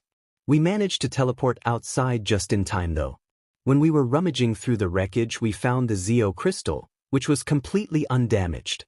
But then when we fell down to the lower levels of the command center, we found out that 𝗬𝗏 and 𝗲𝗲 were still alive.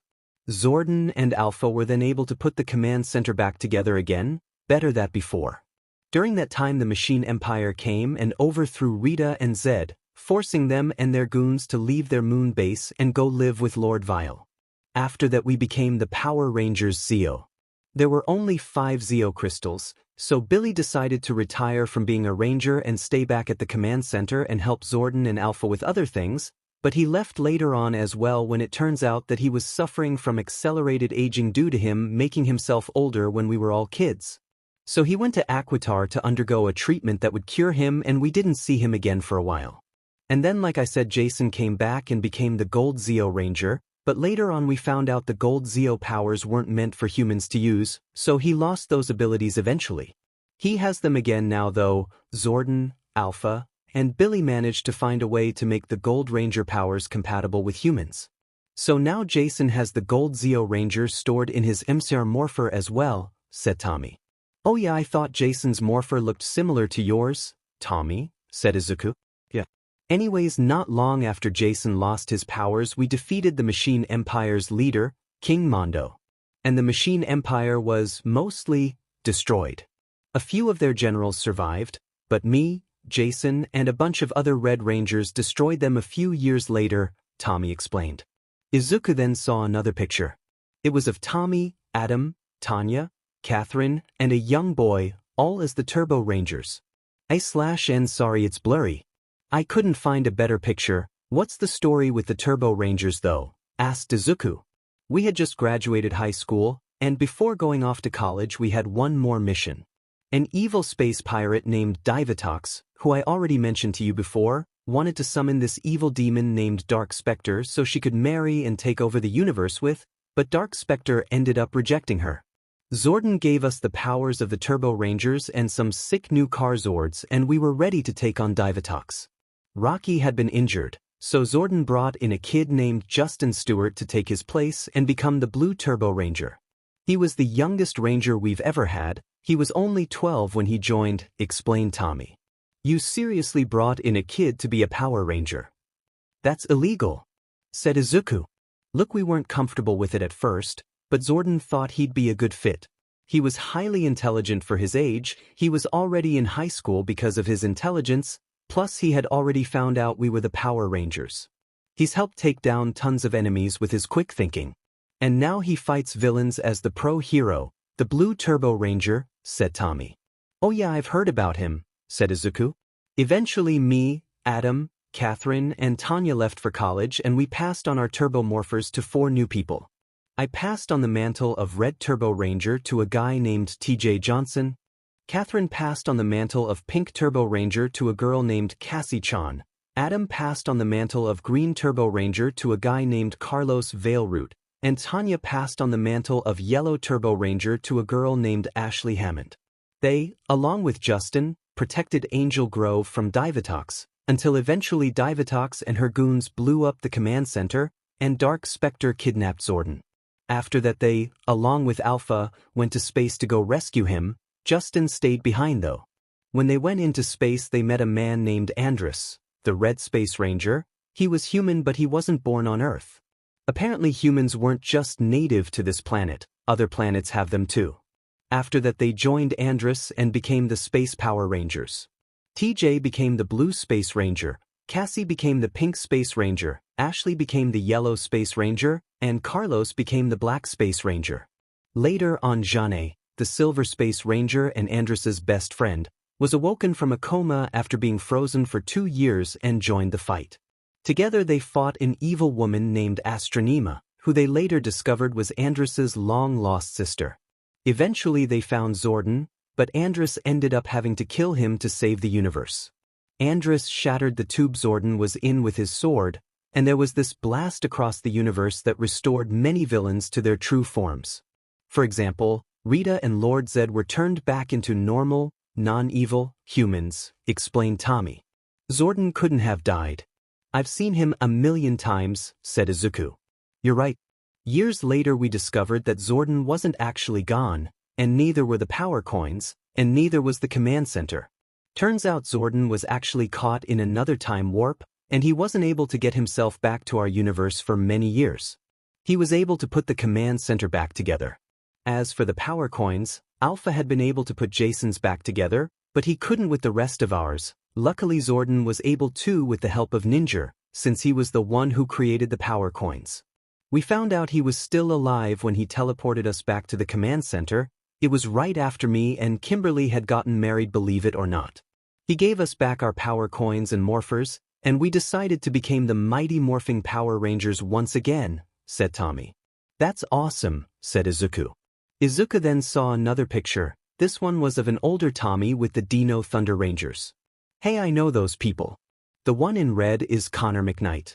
He's a world-famous soccer player. He has soccer camps all over the world. The girl in yellow is 𝗬𝗁, world-famous singer and guitar player. The guy in blue is 𝗵𝗃. He's a, hey, I know those people. The one in red is 𝗂𝗵𝗃. He's a world-famous soccer player. He has soccer camps all over the world. The girl in yellow is 𝗬𝗁, world-famous singer and guitar player. The guy in blue is 𝗵𝗃. He's the CEO of that huge computer company Industries. And the guy in white is Trent Fernandez Mercer. He's a famous comic book writer and illustrator. I've read his Power Ranger comics. They're awesome, said Izuku. Yeah. They were my students when I was a teacher at Reefside High. This was before we found out 𝗬𝗪 was still alive. As you know, I was a paleontologist for a long time. But I was working with someone named Anton Mercer. He was Trent's adoptive father. We were on the verge of something big, but then Anton ended up accidentally turning into this evil creature named 𝗵𝗃𝗲, who was bent on restoring the Earth back to the prehistoric era. I was a teacher at Reefside High and Connor, Kira, and Ethan were my students. They had all done something to get detention, and the principal, who we later on learned was one of 𝗵𝗃𝗲's minions, assigned me to watch them. I brought them to a dinosaur museum which is actually located not far from here. I told them that if they went out into the woods to find a prehistoric artifact, I'd let them skip detention, so they went out into the woods. I was about to enter the museum, but it turned out the place had been bought by Anton Mercer. After that I was chased by a giant robot T-Rex. Meanwhile, Connor, Ethan, and Kira had found the original version of this base, as well as the Dino Gems. When they picked them up, the Dino Gems knew they were worthy and gave them powers. Connor's was super speed, Ethan's was armored skin, and Kira's was sonic screaming, explained Tommy. I thought those were their quirks, said Izuku. That's what they told the public when they became famous. Anyways, not long after that 𝗵𝗃𝗲 started attacking the town. So I gave them the Dino Morphers and they became the Dino Thunder Rangers. Not long after that I was able to access the Black Dino Gem, and I used it, along with the Black Dino Morpher, to become the Black Dino Thunder Ranger. Then later on Trent found his dad's evil lair and found the White Dino Gem, which took control of him and made him evil, just like I was when Rita took control of me all those years ago. Eventually Trent was freed from the White Dino Gem spell and he joined the team after as a loyal ranger. Eventually we defeated 𝗵𝗃𝗲 and the kids graduated high school and went their own separate ways. But as you know, they eventually came back together to protect Reefside as the Dino Thunder Rangers, explained Tommy. That's awesome. Anyways, I gotta get home, said Izuku. Yeah, you should probably get going. I'll see you later. Bye Izuku, said Tommy. Bye I mean Tommy, said Izuku before teleporting to Japan. Izuku teleported near UA and entered the school. Then he got to his classroom and sat at his desk. Aizawa then entered the room. Alright class, you're gonna be going to some disaster training facility. But first you need to pick a class president. How you decided up to you. Just don't wake me up, said Aizawa before going to sleep. Hey, pick me. Choose me. I'll be a great class president.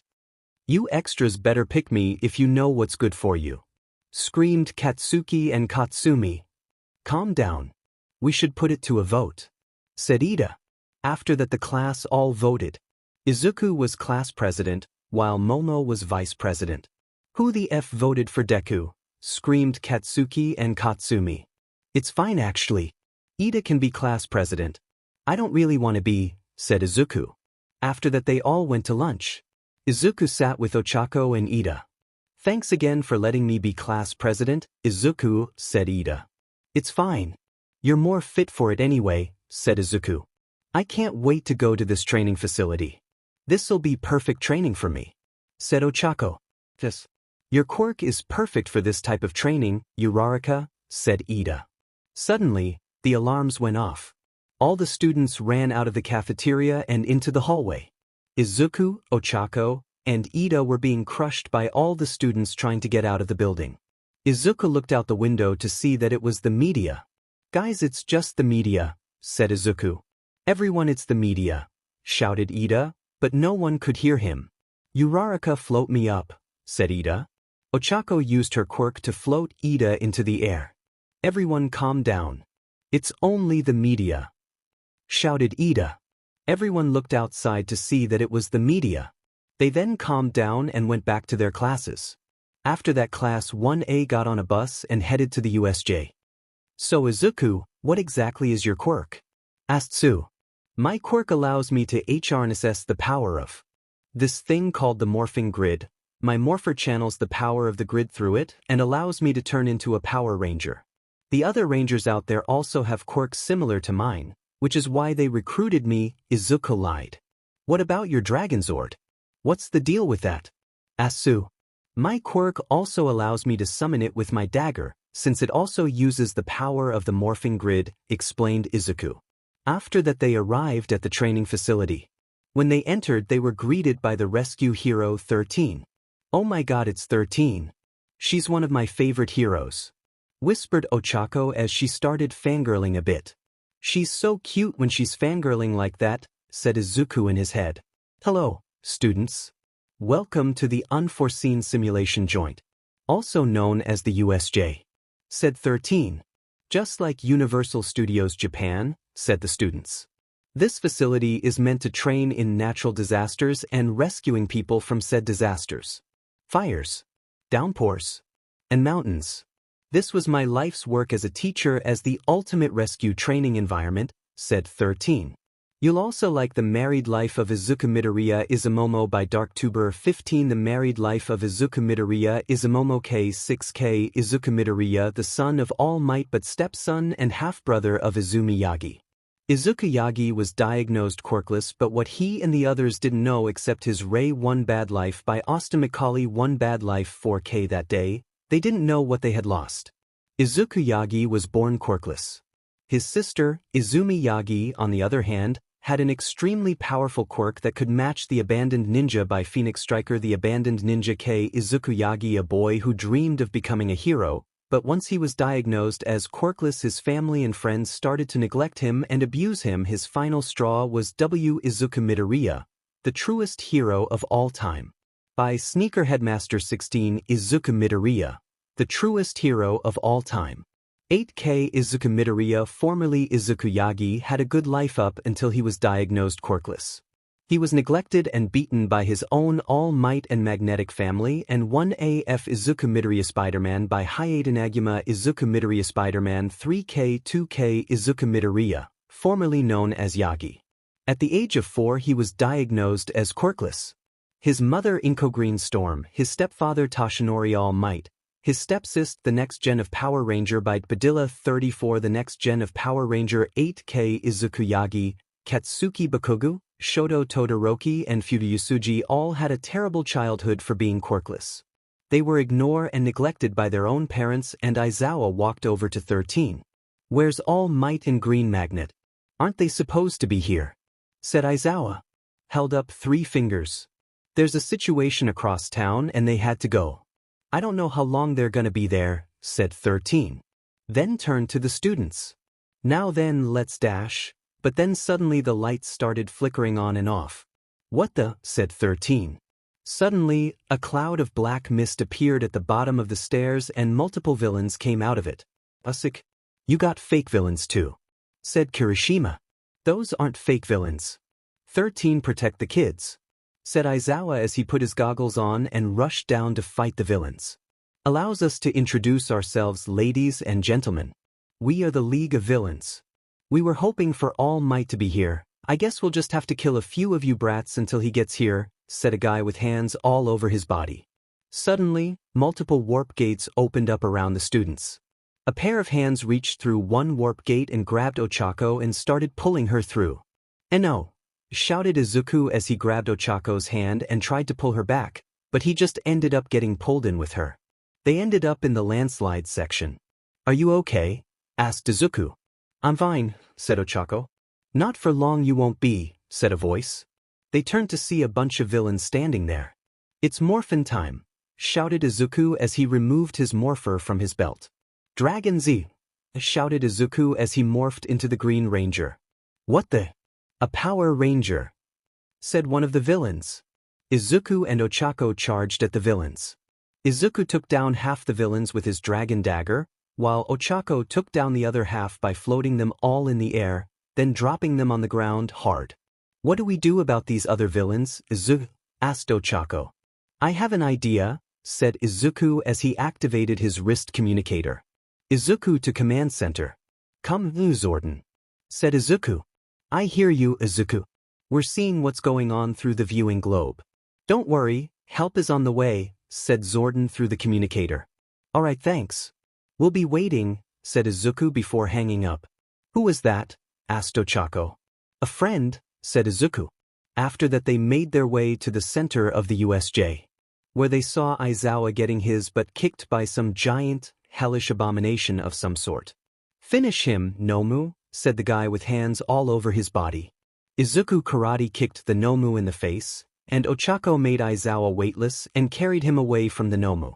"Thanks," said Aizawa weakly. "Don't mention it, sir," said 𝗬𝗧𝗂. The Nomu was about to swing his fist down on Izuku, but Izuku dodged it and delivered an uppercut to the Nomu's beak.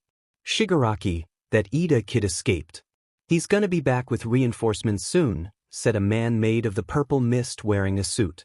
"Oh, I already called backup before." "They'll be here momentarily," said Izuku. "Damn it. Guess I'm gonna have to kill you first," said Shigaraki as he lunged at Izuku, but Izuku just punched him in the face, knocking the hand he was wearing on his face off. When Izuku saw his face, he noticed that Shigaraki looked familiar. "That's odd. He looks kinda like my Uncle Kotaro from that picture Mom showed me years ago," said Izuku in his head. "Father!" screamed Shigaraki as he frantically grabbed the hand and put it back on his face. "Father?" asked Izuku. "Shut up, screamed Shigaraki. Suddenly, there were flashes of multiple colors, and Tommy, Kimberly, Jason, Zack, Billy, the Zeo Rangers, and the Dino Thunder Rangers all appeared fully morphed and ready for action. "It's all right now, everyone. But because the Power Rangers are here," shouted Tommy. "What the hell? More Rangers!" screamed Shigaraki. "That's right. And you better leave these kids alone, or else you'll regret it," said Tommy as he pulled out 𝗧𝗵𝗲. The villains charged at Tommy and the Rangers, who charged right back at them. Izuku and 𝗬𝗧𝗂 went back to Aizawa. "Sensei, are you all right?" asked Izuku. "I'm fine," said Aizawa weakly. "I'm gonna go help the other Rangers," said Izuku. "Izuku, no. They can handle themselves," said 𝗬𝗧𝗂. "I'm a Ranger and it's my responsibility to help them. Take care of Aizawa, I'll be back," said Izuku before heading off to go aid the Rangers. Meanwhile, with 𝗓𝗓𝗓 and Katsuki had both just made it out of the ruin zone. "I'm gonna kill these beasts," screamed Katsuki as he lunged at the Nomu, only to get thrown into a wall and get knocked unconscious. 𝗓𝗓 then saw Jason fighting one group of villains, but it was becoming too much for him to handle. "Power Sword!" he shouted as he summoned the Power Sword.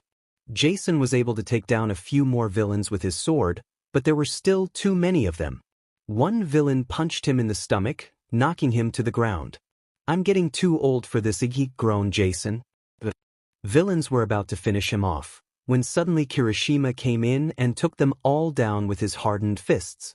"You okay, Mr. Red Ranger, sir?" asked 𝗓𝗓 as he extended his hand to help Jason up.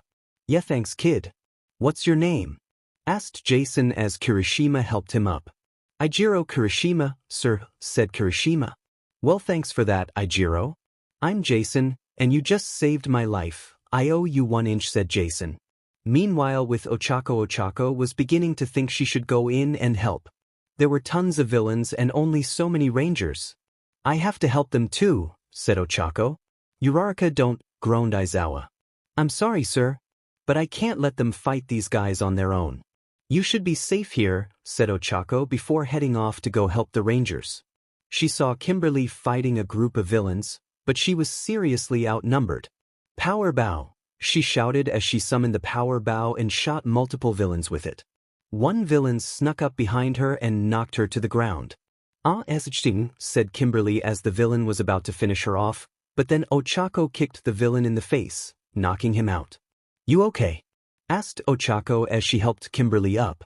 I'm fine. Thanks, kid. What's your name? Asked Kimberly. 𝗬𝗧𝗂𝘁𝗵𝗵𝗆, ma'am, said 𝗬𝗧𝗂. Oh yeah, we met a few days ago.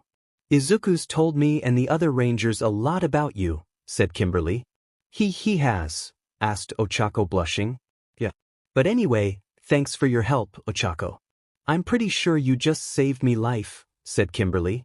Back with Izuku and Tommy. Tommy, there's too many of them. What do we do? Asked Izuku. Time to shift into a new gear, said Tommy as he pulled out his 𝗵𝗃𝗃. Shift into turbo, shouted Tommy as he morphed into the red Turbo Ranger. Shift into turbo, shouted Tommy as he morphed into the red Turbo Ranger. Tommy pulled out his laser pistol and shot multiple enemies. The Nomu charged at him, but then he pulled out his 𝗵𝗃𝗃 again. Dino Thunder. Power up. Ha!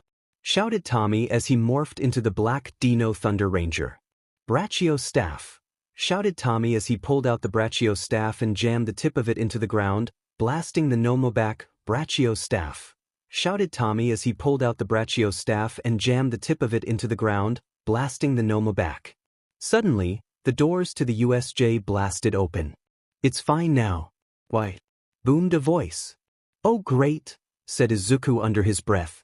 Because I am here.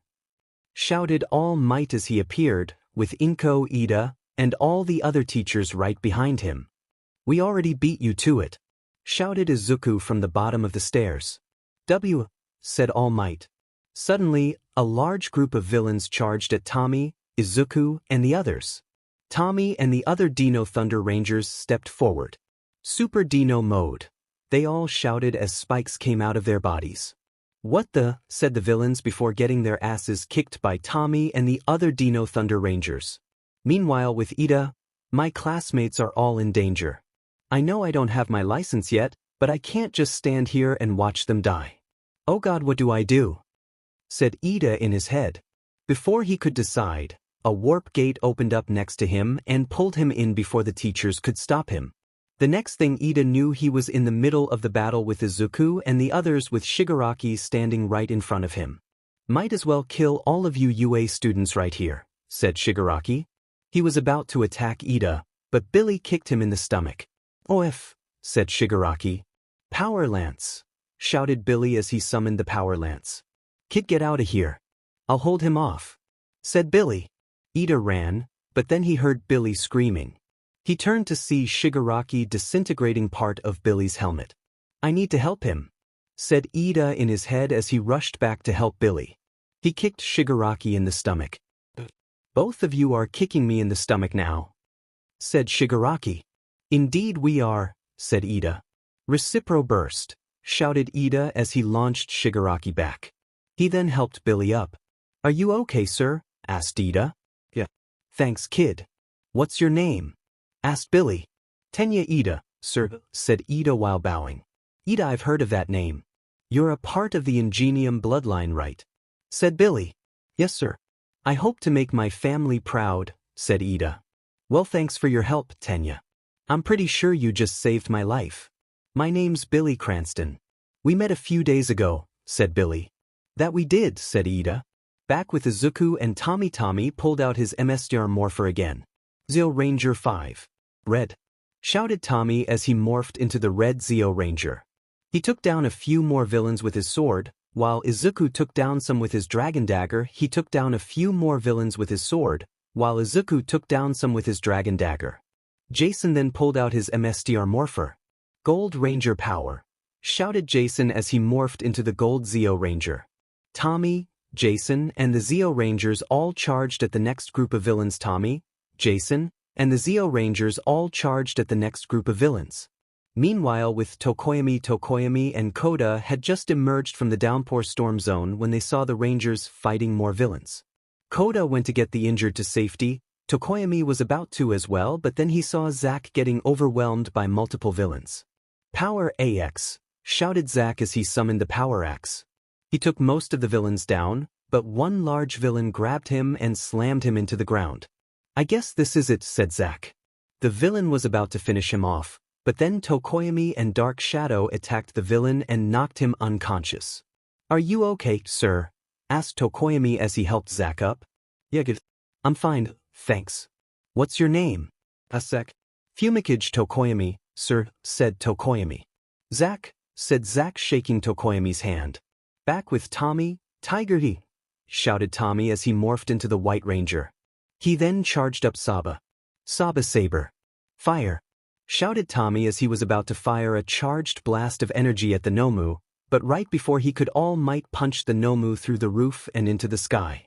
"Have no fear. I have saved the day once again. No need to thank me," said All Might. "I was about to finish him off. I had it under control," said Tommy. "No, you didn't. There's no way someone as weak and useless as you could take on that thing," said All Might. "F you, old man," said Izuku. "Watch your mouth, boy," growled All Might. "𝗧𝗔𝗵𝗃 get us out of here," said Shigaraki. 𝗕𝗁𝗁 then opened up multiple warp gates and he, Shigaraki, and some of the villains managed to escape. After that, the cops came and arrested the remaining villains, and All Might got all the credit for taking them down. Once they got back to the bar, Shigaraki grabbed a bunch of glasses and started throwing them into a wall. "God damn it. We would have been able to kill All Might and those brats if it weren't for those Power Rangers," screamed Shigaraki. Suddenly, a portal opened up and out came an evil-looking Power Ranger. "Perhaps I can help you with your troubles," said the Ranger. "Another Ranger. Die!" screamed Shigaraki as he lunged at the Ranger, only to get slammed into the ground by him.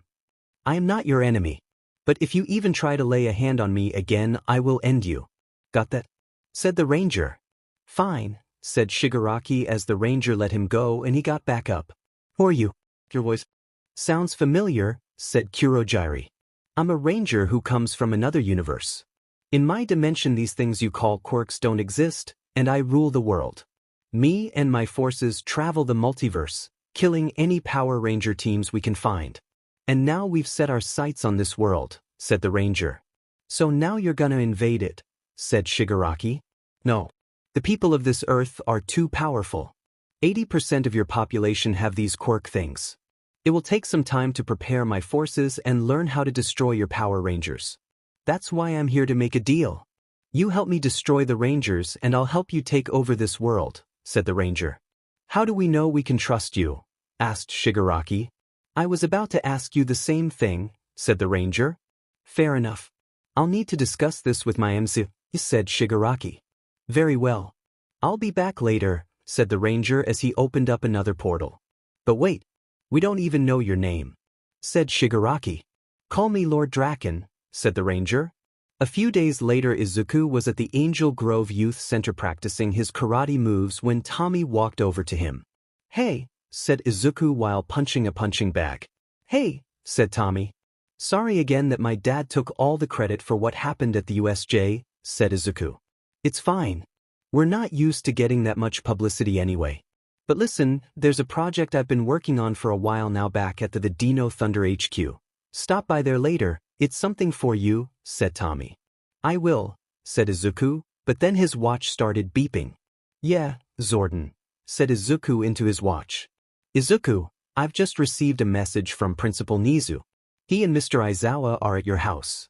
They say they need to talk to you about something," said Zordon. "All right, I'm on my way," said Izuku before hanging up. "Sorry, Tommy. I gotta go," said Izuku. "It's fine. I'll show you the project later," said Tommy. After that, Izuku headed into the back alleyway and teleported back home to Japan. When he entered his house, he saw his parents and sister talking with Nizu and Aizawa in the living room. "Mr. Yagi, come sit," said Nizu. Izuku sat in one of the chairs away from his family. "All right, now that you're all here, we can explain to you what's going on," said Nizu. "Nizu, what's this about?" asked Toshinori. "Well, you see, after the recent attack on the USJ, we've decided to set up dorm rooms at UA. And we'd like your permission to let your children live there.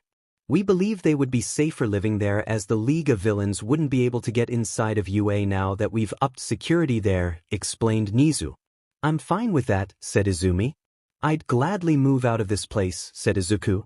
"What do you think, Toshi?" asked Inko. "I'm fine with it," said Toshinori. "Then sign here," said Nizu as he placed a form on the table. Inko and Toshi signed the form, and Izuku and Izumi were all set. The next day, Izuku and Izumi had moved into the dorm rooms along with everyone else. Izuku was currently sitting in the common room scrolling through his phone. The others were also in the common room chatting and stuff. "Hey everyone. I have an idea for something we can do," said Mina. "What is it?" asked Izuku. "We can have a dorm room competition," said Mina. "Sounds great. Who's first?" asked Izuku. "You are," said Mina. "Oh, 𝗧𝗵𝗲, said Izuku under his breath. When they entered Izuku's room, they saw it was pretty empty. There was just a bed, a desk with a computer, and that was pretty much it. But there was also a shelf with a few Power Ranger action figures on it, and there was also a picture of Izuku with some people next to his computer. Ochako and Ida recognized them as the Mighty Morphin Power Rangers. "Hey, it's Tommy, Kimberly, Billy, Zach, and Jason. I remember them. They and the other Rangers saved us at the USJ," said Ochako. "Oh, I know Jason. I saved his life," said Kirishima. "And me and Dark Shadow saved Zach's life," said Tokoyami. "I also saved Kimberly's life," said Ochako. "And I saved Billy's," said Ida. "Yeah, I know. They all told me. They're super grateful, by the way," said Izuku. After that, they moved on to the rest of the dorm rooms. Everyone else's dorm room was the same as it was in the actual show.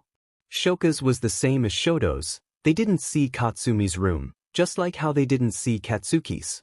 Izumi's room had a lot of All Might and Green Magnet merch in it. Mina turned to Izuku. "Yagi, your sister has tons of stuff in her room, but you have almost nothing in yours. What's the deal with that?" asked Mina.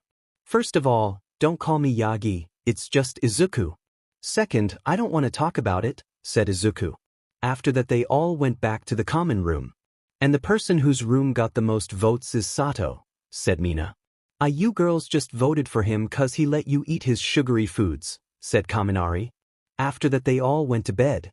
Meanwhile, "This is the one we told you about," said Shigaraki to All for One as Lord Draken stepped forward.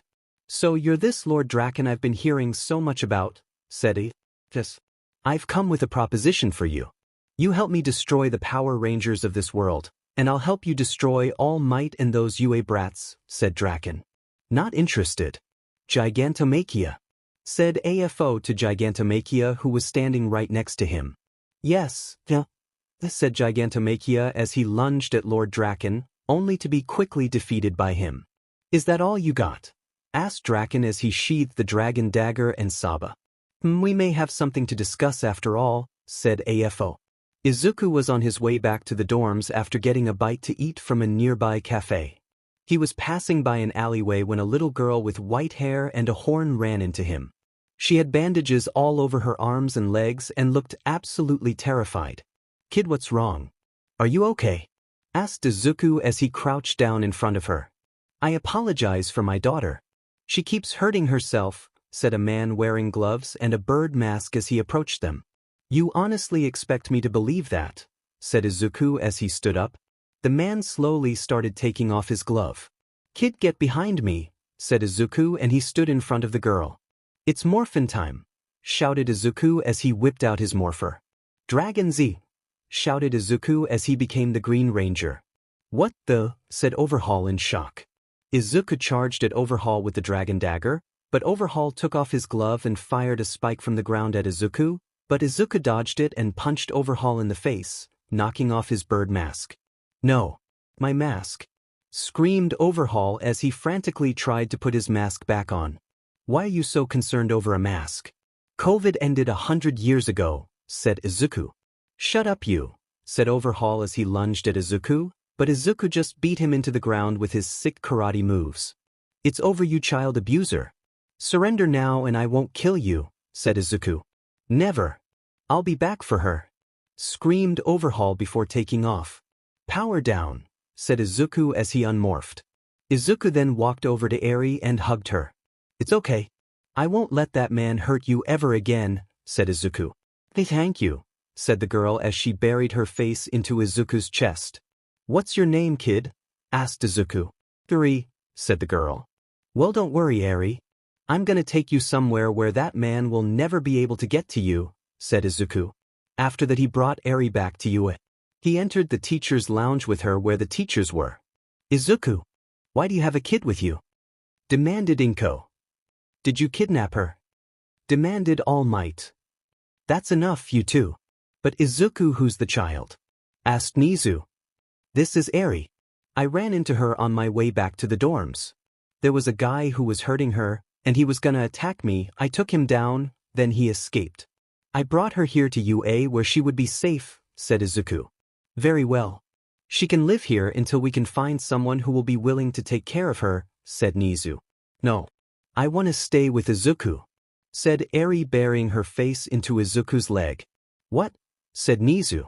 I guess she's only comfortable around me, since I'm the one who saved her and all, said Izuku. Very well. I'll get the adoption papers for you, Izuku. And we'll set up a second bed in your dorm room, said Nizu. I'm too young to be a grandma, said Inko. You're not her grandmother, said Izuku. He then turned to All Might. And you, old man, you're not her grandfather either. Both of you stay away from my daughter, said Izuku. After that, Izuku and Aizawa, who was covered in bandages from the USJ, brought Eri to the dorms. When they entered they were greeted by everyone, then they noticed the child with him. Izuku, who's the child? Asked Ida. This is Eri. I rescued her from a villain and have agreed to adopt her, said Izuku. That's correct. She's going to be living here with you all now. So that means no swearing or inappropriate talk around her, said Aizawa. Does this mean I'm an auntie now? Asked Izumi. No. You stay away from her. The same thing goes for you 4-inch, said Izuku to the Bakugo and Todoroki twins. Hi, Eri. I'm Ochako, said Ochako to Eri. Eri looked at her curiously for a second. Are you my mommy? Asked Eri. Izuku and Ochako both blushed. Said Ochako with a red face. All right, how about we set Eri's bed up in Izuku's room, said Aizawa. After that the class helped set up a second bed in Izuku's room. Momo made some pink bedsheets and some stuffed animals for Eri. After that Ochako and the girls went out to buy some clothes for Eri. They were currently at a clothes store when Mina turned to Ochako. So you and Izuku, huh? She said with a sly smile on her face. No, said Ochako blushing. Really? 'Cause your face was pretty red when Eri asked if you were her mommy. Kinda like it is right now, teased Mina. Alright extras, we got some clothes for the brat, said Katsumi as she, Shoka, and Izumi tossed them some clothes. These are all Might and Green Magnet clothes. We're not buying these, said Ochako. Why not? Asked Izumi. 'Cause Izuku seems to hate them both. And I'm sure he wouldn't appreciate us buying their clothing brand for his daughter, said Ochako. After that they bought some non-all Might and Green Magnet themed clothes and headed back to the dorms. When they got back, Eri put on the clothes they got her and she loved them so much. She also explained to the pros what Overhaul and the Yakuza had been doing to her. They had been using her BLD to create quirk erasing bullets, since her quirk allowed her to rewind people back to certain ages. The pros agreed that they would raid the Yakuza base and apprehend Overhaul and the 8 precepts of death, as soon as they got a warrant to do so. After that they all went to bed. Izuku laid in his bed, while Eri laid in the bed next to his. Hey daddy, can I cuddle with you for tonight? Asked Eri. Sure, sweetie, said Izuku. Eri climbed into bed with Izuku and the two cuddled together and went to sleep. Eri climbed into bed with Izuku and the two cuddled together and went to sleep. Meanwhile, god damn it. That Green Ranger has the brat. How are we gonna purge this world of quirks now? Screamed Overhaul to the other precepts of death. Perhaps I can help, said a voice. They all turned to see Lord Draken stepping out of a portal. Who are you? Another ranger. Die! Screamed Overhaul as he lunged at Draken, only to get knocked into a wall. I'm not your enemy. I come from another universe and I'm here with a proposal. You and a few others help me destroy this world's Power Rangers, and I'll help you get that kid back, said Lord Draken. Why should we trust you? Asked 𝗕𝗏𝗺. I could ask you the same thing, said Draken. Alright, fine. We'll help you. But you better help me get that brat back, said 𝗕𝗏𝗺. Of course. I'm Lord Draken, by the way. We'll be seeing each other a lot, said Draken. The next day, Izuku teleported to the command center, where Tommy and the others were there waiting for him. Okay, Izuku, why did you call us here? Asked Tommy. Guys, I'm a dad, said Izuku. What? Said the Rangers. Who did you knock up, young man? Was it Ochako? Demanded Kimberly. Izuku blushed. What? My daughter's not biological. I adopted her, said Izuku. Okay. How did you get a daughter, though? Asked Tommy. And what's her name? Asked Billy. Her name is Eri. I found her in an alleyway. She was being tortured by a villain for her quirk. I defeated the villain and brought her back to UA. And pretty soon I'm gonna be officially adopting her, said Izuku. Well, good for you, Izuku. Does she have a mom yet? Asked Jason. No. I'm gonna be raising her on my own, said Izuku. That's a hell of a big responsibility to handle on your own, Izuku, said Zack. I can handle it. I've fought a group of villains with you guys just a few days ago, and fought one on my own just yesterday. I'm sure I can handle a child, said Izuku. Well, let us know if you need any help with her. Being a parent is hard work, and we should know, said Tommy. Alright, I'll keep that in mind. Bye guys, said Izuku. Bye Izuku, said the Rangers, Alpha, and Zordon. After that, Izuku teleported back to UA. When he got there, he saw multiple reporters outside. He tried to get past him, but they stopped him. You're Izuku Yagi. Tell me, what's it like to be the son of the #1 hero? Asked the reporter. That man is not my father. Now get out of my way, said Izuku as he pushed through the reporters. He went inside and entered the classroom. Aizawa entered the room not long afterwards. Alright class, listen up. In a few weeks we're gonna be having the sports festival, said Aizawa. Sir, is that really a good idea since we were just attacked by villains? Asked Ida. Yes. We want to show the public we're not afraid of any villains. So for the next 2 weeks you brats are gonna be training your asses off, said Aizawa. After that they had lunch. Izuku, Ochako, and Ida were all sitting at a table together. I can't wait for the sports festival. This'll finally be our chance to prove ourselves in front of the world, said Ochako. Yes. I'll finally be able to make my family proud, said Ida. What do you mean by that? Asked Izuku. Have you ever heard of the hero Ingenium? Asked Ida. Yeah. He has tons of sidekicks, taken down tons of villains, and saved tons of lives, said Izuku. Well, he's my elder brother, said Ida. No way, said Izuku and Ochako. Yes. I hope to make my family proud and be a hero just like my brother, said Ida. That's an awesome reason to want to be a hero, Ida. Makes me kinda guilty about my reason for wanting to be a hero, said Ochako. Well, why do you want to be a hero, Uraraka? Asked Izuku. Ochako rubbed the back of her head. Well, you see, one explanation later, you're only in it for the money, said Izuku in shock. Ochako was now running the back of her head with both hands. I know it seems kinda selfish, she said. What's selfish about that? It's perfectly fine to want to be financially stable, said Ida. No, it's not that. You see, my parents run a construction company, but business isn't going so well and they're losing money. So I want to be a hero so I can earn money for them, said Ochako. Understandable, said Izuku. At the end of the school day they were gonna leave the classroom, but a bunch of students from other classes and courses were right outside the classroom. Out of my dimming way, extras!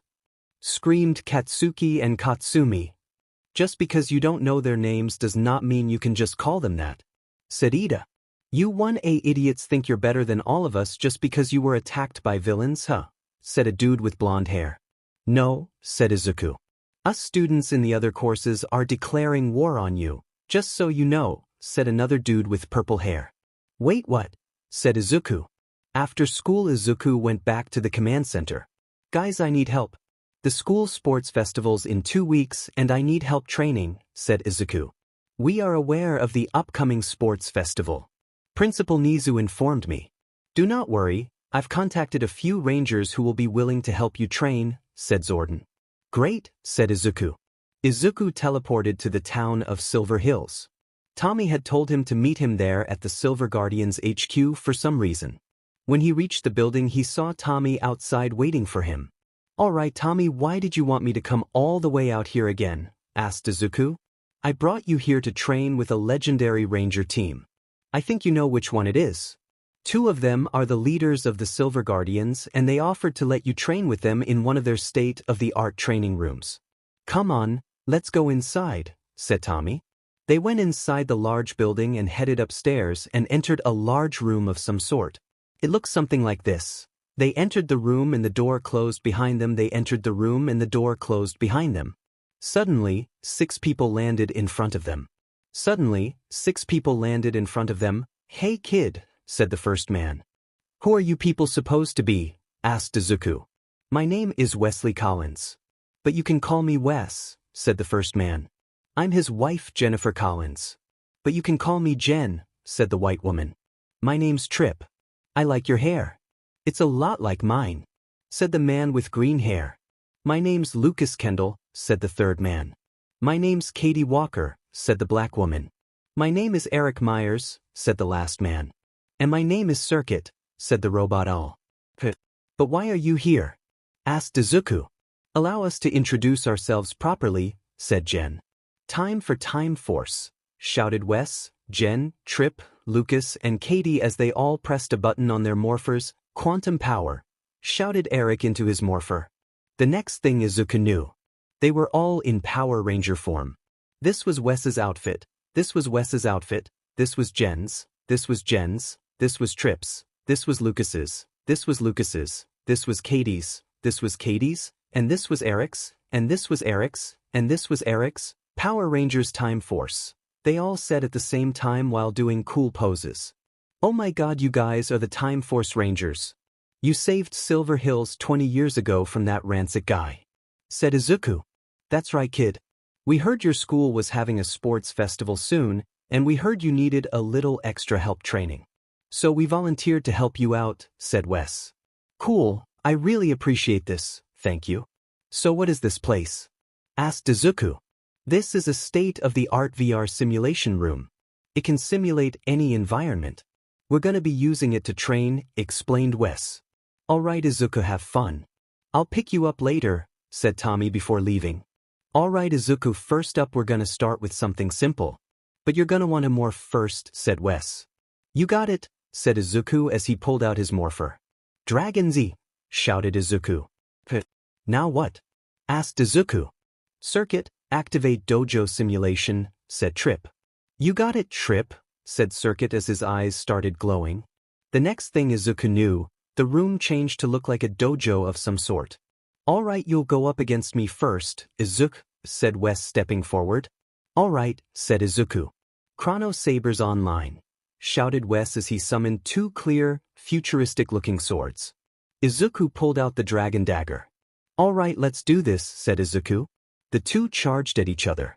Wes swung his Chrono Sabers at Izuku, but Izuku blocked them with his dragon dagger. He then grabbed Wes and slammed him into the ground. I yield. Good job, Izuku, said Wes. Thanks, said Izuku as he helped Wes up. My turn, said Jen stepping forward. Vortex Blaster, shouted Jen as a massive, futuristic-looking gun appeared in her arms. She fired the Vortex Blaster at Izuku, but Izuku played a tune with the dragon dagger and enhanced the protection of his chest piece. He then charged at Jen while still playing the tune, then he knocked her into a wall. I yield. Well done, said Jen. After that Izuku took on the other 4 Time Force Rangers. Trip, Katie, and Lucas were pretty much the same challenge as Wes and Jen. Katie was a little tougher to beat though, what with her quirk being super strength and all. Eric was quite the challenge though. His Quantum Defender was a powerful weapon against the Dragon Dagger, but Izuku managed to beat him eventually. Alright Izuku, time for your final challenge. This time you're gonna fight all of us at once, said Wes. Okay, said Izuku, was a bit nervous now. Circuit, activate city simulation, said Wes to the robot owl. Yes sir, said Circuit. The simulation then changed to a city plaza. The Rangers all pulled out their weapons and Izuku pulled out his. "Let's do this," said Izuku. "And begin," said Wes as they charged at Izuku, who charged right back at them. "Time strike," shouted Wes, Jen, and Lucas as the other three launched them into the air. They swung their chrono sabers down on Izuku, blasting him back. Izuku then retreated and hid in one of the virtual buildings. "We're gonna find you, kid," shouted Eric. "Let's split up and go look for him," said Jen as they all split up. Izuku snuck behind Trip and knocked him out unconscious. He then picked up Trip's vortex blaster and snuck up behind Katie and Lucas with it. They heard the blaster powering up and turned around. "What the dash," said Katie, but then Izuku blasted her and Lucas with the blaster and knocked them out. Good thing he had the blaster set to stun. He then went up to the roof of a virtual 2-story building and saw Eric down below. He jumped on top of him Assassin's Creed style and knocked him out unconscious. "There you are," said Wes as he and Jen charged up their vortex blasters. Izuku played the tune with his dagger and blocked the shots fired at him as he charged at them both. He then grabbed them both and slammed their heads into each other, knocking them out unconscious. "Izuku wins," said Circuit. After that Izuku waited for them all to wake up. "Ugh, what happened?" said Lucas. "Sorry if I was a little too rough on you all," said Izuku rubbing the back of his head. "No, it's fine. We're glad you didn't hold back. You're ready for the sports festival now," said Wes. After that Tommy came to pick Izuku up and Izuku went home. Izuku and the others arrived at the sports festival arena. They entered the massive coliseum where there were thousands of people all around them. And here they are. "Back from fighting villains, it's Class 1A. Screamed Present Mike through the speaker. "Also with us, they may not have their time to shine yet, but they're still a force to be reckoned with. It's Class 1B. Screamed Mike as Class 1B also entered the arena. Also with us are Classes C, D, and E from the General Studies course, as well as Classes F, G, and H from the Support Department, and Classes I, J, and K from the Department of Management." Screamed Mike as those classes entered the arena as well. Midnight stood on a podium in the center of the arena. She whipped her WHP, making everyone go silent. "We will now have Izumi Yagi recite the first year's pledge for us," said Midnight as Izumi walked up to the podium. "I pledge to become the #1 hero," said Izumi. Everyone started booing Izumi and saying she was full of herself, while All Might was proud of her. "That's my girl," he said in his head. Izumi walked back down to the others. Midnight then managed to quiet everyone down. "Now to see what event the students will be doing," said Midnight as she spun a wheel. It landed on obstacle course. "They'll be doing an obstacle course. They'll have to complete a full lap around the arena. Everything is allowed as long as they stay inside the track. Now get into position," said Midnight. The students each got into position at the starting line. 3, 2, 1, go. Screamed Mike as the race began. "Dragon Duty!" shouted Izuku as he morphed into the Green Ranger. Shoto and Shoka had already frozen multiple students to the ground as soon as the race began. Katsuki and Katsumi launched themselves forward with explosions, and Izumi flew forwards with her telekinesis quirk. As Izuku and the other students ran, a bunch of zero-pointers from the entrance exam dropped in front of them, but Izuku pulled out the dragon dagger and summoned the Dragon Zord, which quickly destroyed them all, then teleported away. "How the hell can he do that?" screamed Izumi. The audience was in shock that Izuku did that. Please be advised, ladies and gentlemen, that Izuku Yagi has full permission to summon his own giant robot since it's part of his quirk, said Aizawa through the speaker. Izuku and the others then reached the cliff section, but Izuku quickly jumped across the chasms with his powers. Finally, Izuku made it to the mine field. He blew into the dragon dagger again, this time to increase his protection. He then ran through the mines, which exploded, but his chest piece protected him. He then made it back to the arena and came in first place, with Izumi coming in second, Shoto in third, Shoka in fourth, Katsumi in fifth, Katsuki in sixth, and so on and so forth. And that concludes the race. Now on to the next event, said Midnight as she spun the wheel again. The cavalry race. You have 15 minutes to choose your teammates, and then 15 minutes to fight. The person who ranked last is worth 5 points, and each person ranked above that would be worth 5 more than the previous one, with the exception of first place, said Midnight. How many points do I have? Asked Izuku. You have 10 million points, Yagi, said Midnight. 𝗬𝗧𝗵𝗲, said Izuku under his breath. And I'm not gonna show the cavalry battle cause I just want to get to the matches. Sorry if anyone is unhappy about that. The cavalry battle was intense. Izuku's team consisted of him, Ochako, Tokoyami, and a girl from the support department by the name of 𝗵𝗃𝗧𝗵𝗲. They ended up winning just barely, along with Izumi, the Bakugo and Todoroki twins, and a few others. And now they were on to the mini-games and soon the matches. The class had the mini-games after that. During them Kaminari had tricked the 1A girls into wearing cheerleader outfits. 𝗬𝗵𝗃𝗧𝗪𝗧, screamed Katsumi, while Kaminari laughed. Izuku also had to resist the urge to laugh from seeing Izumi, Shoka, and Katsumi be humiliated in front of the whole world. Although he also felt bad for Ochako and the other girls, since they never wronged him. I can't believe that pervert tricked us into wearing these ridiculous costumes, said Ochako while blushing. I know. Don't worry, if I end up having to fight him in the matches, I'll be sure to kick his butt for you, said Izuku as he tried to hide his blush. After that they looked at the board to see who would be up against who in the matches. Izuku was up against a guy named Hitoshi Shinso, Ida was up against 𝗵𝗃𝗧𝗵𝗲, Shoka was up against Mina, Shoto was up against Siro, Katsuki was up against Tokoyami, Katsumi was up against Kaminari, Kirishima was up against a guy named Tetsutetsu, and Ochako was up against Izumi. After that they all went to the waiting room. Izuku, there's something about that Shinso guy you should know, said Ojiro. What is it? Asked Izuku. As you know, I have no memory of the cavalry battle. I think it's because of Shinso. I remember him asking me if I wanted to be a part of his team. I said I don't know. The next thing I knew the cavalry battle was already over. I think his quirk has something to do with mind control. So whatever you do, if he asks you a question, don't say anything. All right, said Ojiro. All right, I won't. Thanks for the advice, said Izuku. Izuku then headed to the arena, where Shinso was. For our first round, it's Izuku-Yagi versus Hitoshi Shinso, shouted Present Mike. Izuku then pulled out his morpher. And begin, shouted Midnight. You think you got a chance against me, don't you? Said Shinso. Izuku didn't say anything. CRP. If I don't say Dragonzord then I won't be able to morph. But if I do he might be able to put me under mind control. Guess I'm just gonna have to fight without my morpher, said Izuku in his head. Izuku kept his mouth shut and dashed at Shinso. Shinso's eyes widened. Wait, what dash? But then Izuku shoved him out of bounds. Hitoshi Shinso is out of bounds. Izuku-Yagi wins, shouted Midnight. How did you even? Said Shinso in shock.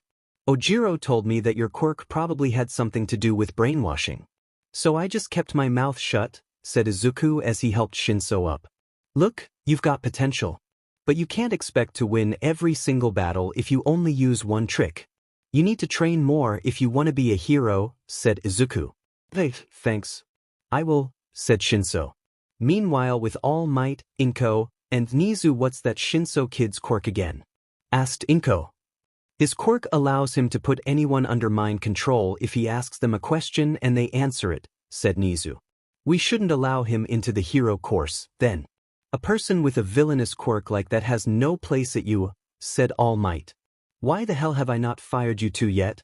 Said Nizu in his head. Back with Izuku and the others after that the other matches happened. After Izuku and Shinso's match it was Ida against Mei. Mei tied Ida up and gave a presentation on her gadgets that lasted for like 20 minutes, but she ended up accidentally stepping outside of bounds, causing her to lose. After that it was Shoka against Mina. As soon as the match started Shoka just froze Mina, as well as half the arena. Then it was Shoto's match with Siro. It turned out pretty much the exact same way as the last match. Then it was Katsuki's match with Tokoyami. Katsuki ended up winning by using the brightness of his explosions to weaken Dark Shadow. Then it was Katsumi's match with Kaminari. She beat him by knocking him out of bounds with an explosion.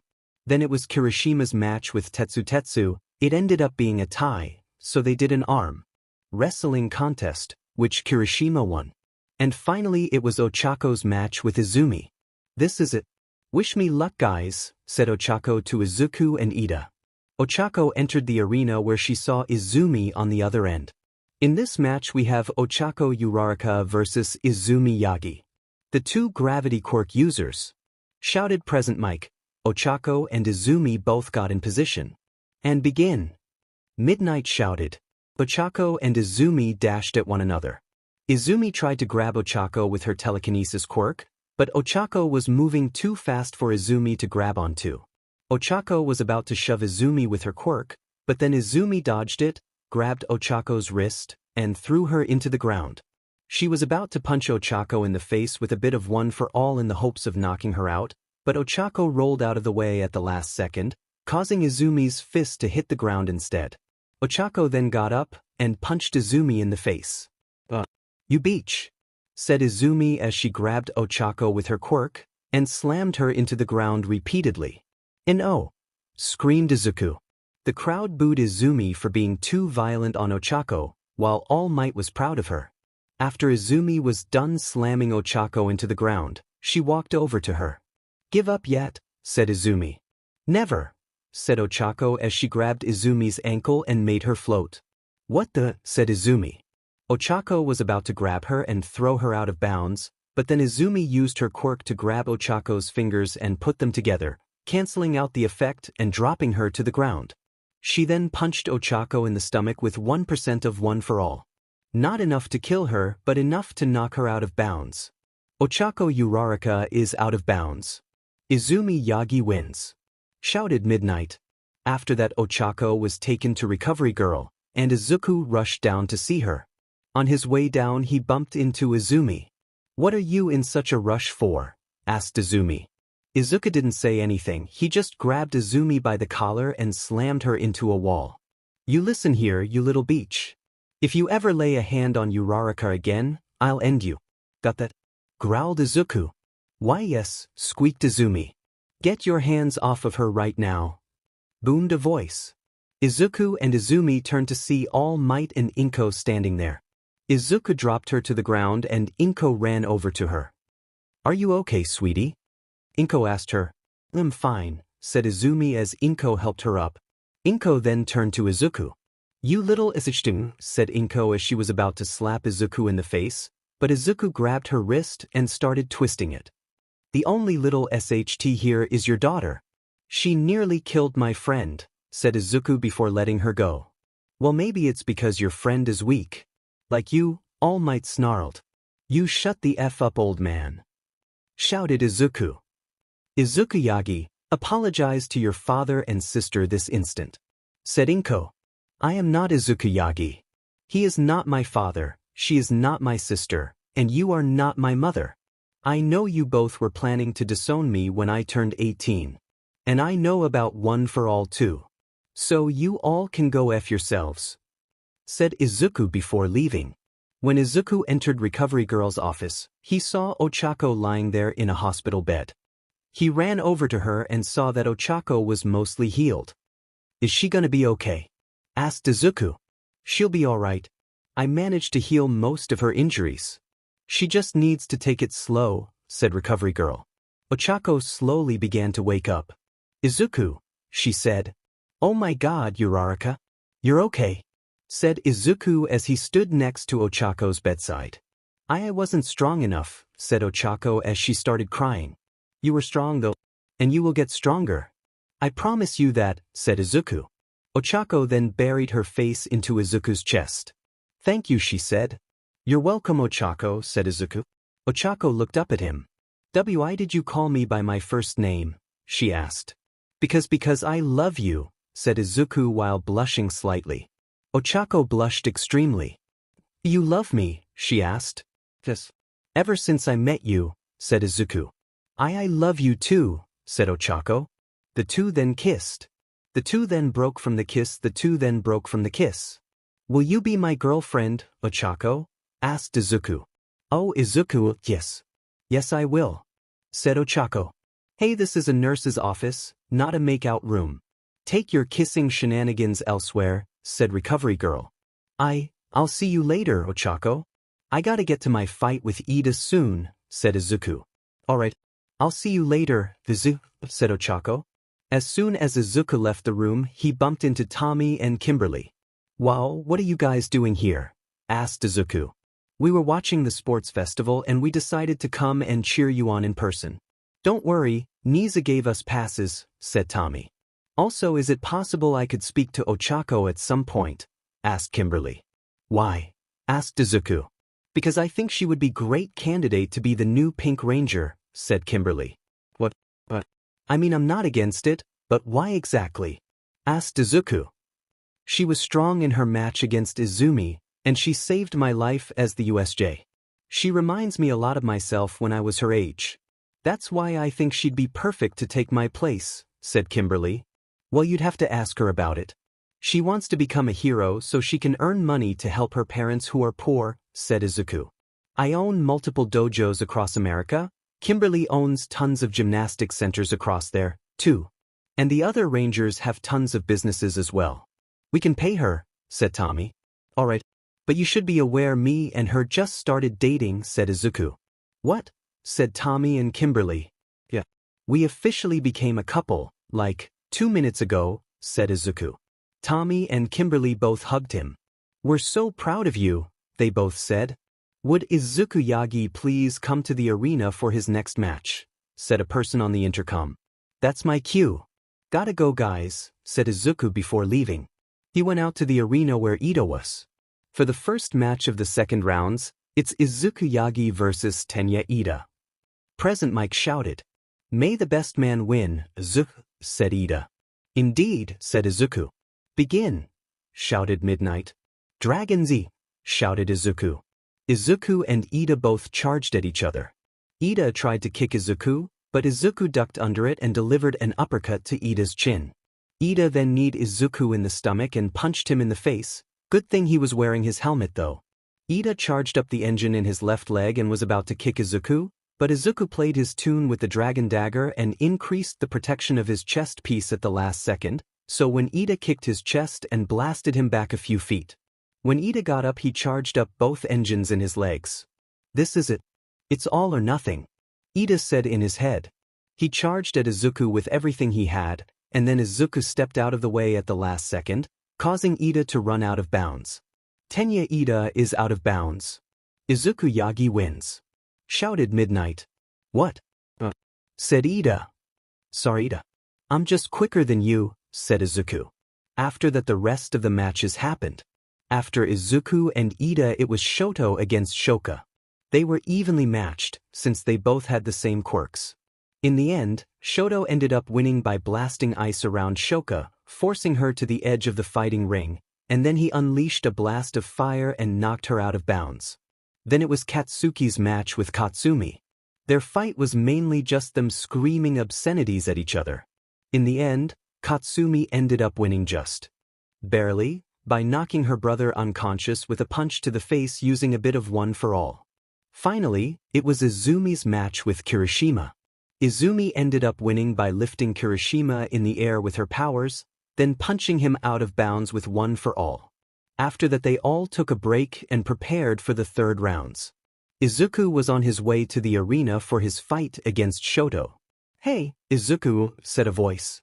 He turned around to see two familiar people standing there, 𝗵𝗏𝗏 and his son, 𝗕𝗏𝗏 Todoroki, also known as Blue Inferno.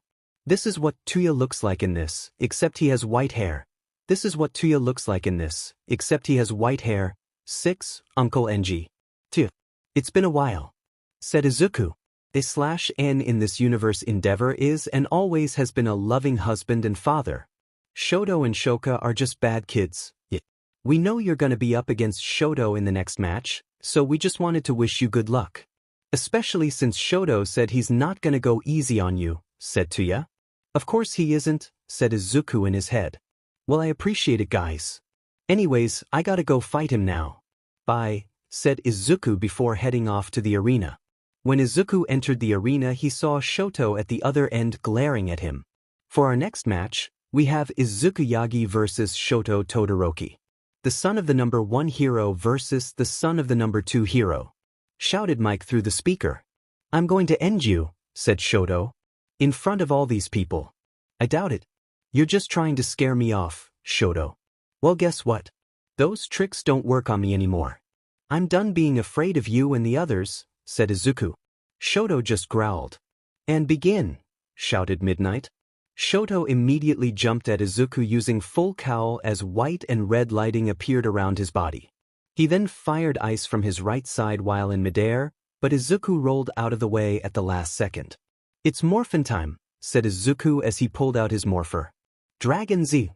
Shouted Izuku as he turned into the Green Ranger. Let's do this, said Izuku as he pulled out his dagger. Shoto fired a blast of fire at Izuku, but Izuku played his tune again and shielded himself from the fire as he ran at Shoto. He then swung the dagger at Todoroki and cut a tear in his jumpsuit, making Todoroki more angry.